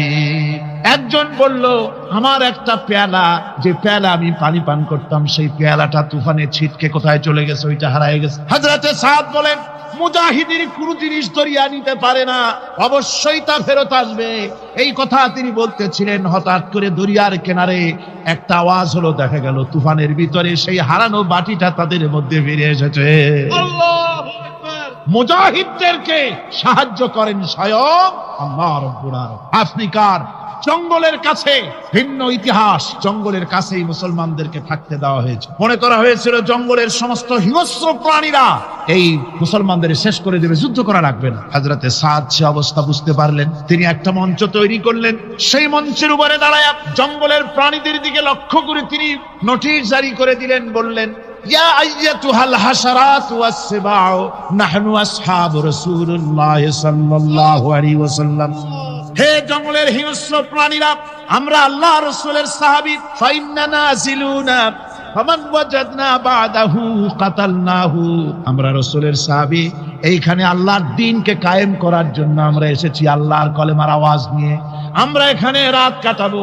সুতরাং এই জঙ্গলের ভিতরে হিংস্র প্রাণী যত আছো, সব আমাদের এই জায়গা ছেড়ে অন্যত্র চলে যাও। আফ্রিকার জঙ্গলি মানুষেরা চিন্তা করলো, মানুষের কথা কি জঙ্গলি প্রাণীতে শোনে নাকি, পাগলে কয় কি? তারা তাকায় তাকায় দেখলো, হযরতে সাদের এই ঘোষণার পরে বাঘের কাতারে বাঘ, সিংহের কাতারে সিংহ, সাপের কাতারে সাপ, যার যার ডিম আর বাচ্চাগুলি মুখে কামড়াইয়া সাহাবীদের এলাকা ছেড়ে দিয়ে তারা অন্যত্র চলে গেল। আমার মুসলমান ভাইরা, এই ছিল মুসলমানদের ইতিহাস। দ্বীন প্রতিষ্ঠা করার কাজে মুসলমান এগোলে আল্লাহই মদদ করেন। কে মদদ করেন? হযরতে মূসা আলাইহিস সালাম ফেরাউনের কাছে গেলেন আর দাওয়াত দিলেন, ফেরাউন পড়ে নাও, লা ইলাহা ইল্লাল্লাহ। একটি কথা আপনাদের মনে রাখতে হবে, দুনিয়ার কোন ফেরাউন, কোন নমরুদ, কোন সাদ্দাত, কোন হামান কেউ বলে নাই যে আমি আল্লাহ, আমি রাজ্জাক, আমি খালেক, আমি পৃথিবীর সৃষ্টি করেছি। কথা কেউ বলেছে? কেউ বলে নাই। কি বলেছে তারা? ফেরাউন বলেছে, মা আলিমতু লাকুম মিন ইলাহিন গায়রি, আমি তো জানি না আমি ছাড়া আরো কোনো ইলাহ আছে, এ কথা আমার জানা নাই। সুতরাং আমি হচ্ছি ইলাহ, আর তুমি বলছো লা ইলাহা। তার মানে হচ্ছে ওই সময় পয়গম্বরেরা, আল্লাহর নবীর সাহাবীরা, তারা জানতেন যে আমরা কিসের দাওয়াত দেই, আর যারা শুনতো তারাও বুঝতো কিসের দাওয়াত শুনতেছি। আজ আমার দেশে একই কালেমার দাওয়াত দেওয়া হয়, কিন্তু মানুষেরা বুঝতে পারে না কি শুনতেছি। ভাষা জানার ব্যাপারে, বোঝার ব্যাপারে হলো আসল বিষয়। এটা বুঝাতে গিয়ে আমি মাঝে মধ্যে একটা দৃষ্টান্ত দেই এভাবে। একজনের একটা রেশনের দোকান ছিল, সেই দোকানে তার একটা ময়না পাখি ছিল। আর ময়না পাখিকে কথা শেখানো যায়, সেটা তো আপনারা জানেন। জি, ময়নাকে শিখায়েছে যে লাইন করুন, এক এক করে আসুন। ময়না এই কথা শিখেছে। সকালবেলায় যখন রেশনের দোকানে ভিড় পড়ে গেছে, তখন ওই পাখি খাঁচার মধ্যে বসে বলছে, লাইন করুন, এক এক করে আসুন। একদিন খাঁচার দরজা খোলা পেয়ে পাখি উড়ে গিয়ে গাছের ডালে বসেছে। আশেপাশে যত পাখি ছিল তারা চিন্তা করলো, এই রকমের পাখি তো কখনো দেখি নেই। ময়না তো দেখতে কাকের মতো না, শালিকের মতো না, দেখতে একটা ভিন্ন রকম। ওরা এসে চতুর্দিক থেকে এই নবান্ত, এই যে নতুন এসেছে, ওরে ঠোকরানো শুরু করেছে চতুর্দিক থেকে। ঠোকরানি খেয়ে ময়না বলতেছে, লাইন করুন, এক এক করে আসুন। এখন ময়না তো বোঝে না যে কি বলতেছি, আর যে পাখিরা ঠোকরাচ্ছে তারাও তো বোঝে না যে কি শুনতেছি। ময়না যদি বুঝতো যে আমি কি বলি, সবাই মিলে ঠোকরায়, তাই জান বাঁচে না। লাইন করে ঠোকরাইনি তো কলজে যাবে, সব ঠোঁটে ঠোঁটে চলে আসে, বুঝে নাই। আমাদের অবস্থা তাই হয়েছে। যখন হযরতে মূসা আলাইহিস সালাম দিলেন, ফেরাউন বলল, আমি তো জানি না যে আমি ছাড়া আরো কোন ইলাহ আছে, আইনদাতা তো আমি, তুমি নতুন কোথা থেকে আইনদাতা নিয়ে আসছো? ফেরাউন বলছে, দেখো, আমারে বাদ দিয়া যদি অন্য কাউকে ইলাহ বলে তুমি মানো, আর সেই শিক্ষা যদি যে জাতিকে দাও, তাহলে আমি তোমাকে ধরে লাআজআলান্নাকা মিনাল মাসজুনিন, আমি তোমাকে কারারুদ্ধ করব, আমি তোমাকে জেলখানায় ঢুকিয়ে দেব। রাষ্ট্র শক্তি প্রথম বাধা দিল কারা? বলেন সবাই। সেই বাধা কি ওখানে শেষ হয়েছে না এখনো আছে? আছে কিনা জোরে বলেন। আমি তোমাকে জেলখানায় ঢুকাবো। হযরতে মুসা আলাইহিস সালাম বলেন ফেরাউনের, জেলের ভয় আমি করি না, আমার কি জেলের ভয় দেখায়া লাভ নাই, আমি আল্লাহ পাকের পয়গম্বর। হযরতে মুসা আলাইহিস সালাম, ফেরাউনের দলবল আছে, লোক লস্কর আছে, তার অস্ত্রের অভাব নাই। আল্লাহ রাব্বুল আলামিন মুসা আলাইহিস সালামের কাছে একটা অস্ত্র দিয়া দিলেন। দিছিলেন কিনা? আল্লাহ পাক হযরত মুসা কি বলেছেন? ওয়া মা তিলকা বিয়ামিনিকা ইয়া মুসা, মুসা রে তোমার হাতে ওটা কি? মুসা আলাইহিস সালাম বললেন এটা লাঠি। আল্লাহ পাক বললেন ফেলে দাও লাঠি। লাঠি ফালায় দিলেন। কি হয়ে গেল? হিয়া হাইয়াতুন তাসআ, লাঠি হয়ে গেল। এখন লাঠি পড়ে সাপ হয়ে গেল। সাপ দেখে নবী, ওলি হোক, সাহাবী হোক আর আলেম হোক, সাপ দেখলে ভয় করে না মানুষের? মুসা আলাইহিস সালাম ভয় পেয়েছে। আল্লাহ রাব্বুল আলামিন হযরত মুসাকে শোনায় দিলেন, খুযহা ওয়া লা তাখাফ সানুঈদুহা সিরাতাহাল উলা, ধরো, লা তাখাফ, ভয় পেও না। আল্লাহ বলছেন ধরো, ভয় পেও না। ধরার সঙ্গে সঙ্গে স্বাভাবিক অবস্থায় ফিরে আসবে, আবার লাঠি হয়ে যাবে। এখন আল্লাহ বলছেন ধরো। মুসা আলাইহিস সালাম কি ভয় পাওয়া উচিত হবে? উচিত হবে। মুসা আলাইহিস সালাম কি ভয় পাইছিলেন? কারণ হচ্ছে এই দুশমনের শক্তিটা খুব বড়ই দেখা যায়, মনে হয় যেন অনেক বড় কি জানি কি।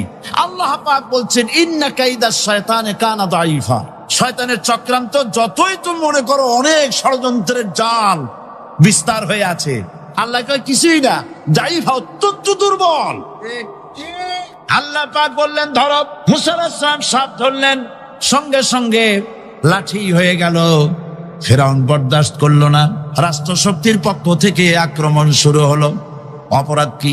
মুসা আলাইহিস সালামের অপরাধ কি? কি অপরাধ? মাশাআল্লাহ, বুঝতে পেরেছেন। অপরাধ হচ্ছে তিনি বলেছেন লা ইলাহা, জোরে বলেন লা ইলাহা ইল্লাল্লাহ। এই কালেমাকে আজ আমরা ভিক্ষার বুলি বানাইছি। এটা হলো সার্বভৌমত্বের বুলি, এটা হচ্ছে আল্লাহ পাকের সার্বভৌমত্বের কথা। আজ আমরা মানুষের কাছে আমরা শুনি, মানুষেরা ভিক্ষা চায়, লা ইলাহা ইল্লাল্লাহ, এক মুঠ চাল দেন, লা ইলাহা ইল্লাল্লাহ 10 খান পাই দেন। এই হচ্ছে কালেমার জিকির। আবার কেউ কেউ জিকির করতেছে লা ইলাহা আস্তে, ইল্লাল্লাহ জোরে, এমন জোরে কলব সাফ করে, কলব তাতে থাকলেও পারে গেলেও পারে। এই কালেমার জাত, এর আঘাত পয়গম্বররা মেরেছেন। হযরতে মুসা আলাইহিস সালাম যখন বলেছেন লা ইলাহা ইল্লাল্লাহ, এই ধাক্কা ফেরাউন বরদাস্ত করতে পারে নাই। দরিয়ায় নীলের ভিতরে আল্লাহ পাক ডুবাই শেষ করে দিয়েছেন, দেন নাই? হযরতে মুসা আলাইহিস সালাম তার উম্মতেরা দরিয়ার পাশে বসে দ্বীনি কথাবার্তা বলতেছেন। এমন সময় ফেরাউন, তার শত্রু হচ্ছে মুসা আলাইহিস সালাম। শত্রু কেন? মুসা কি ফেরাউনের পাকা ধানে মই দিয়েছে নাকি? বলেন আপনারা। তার হালের গরু পিটায় মারছে নাকি?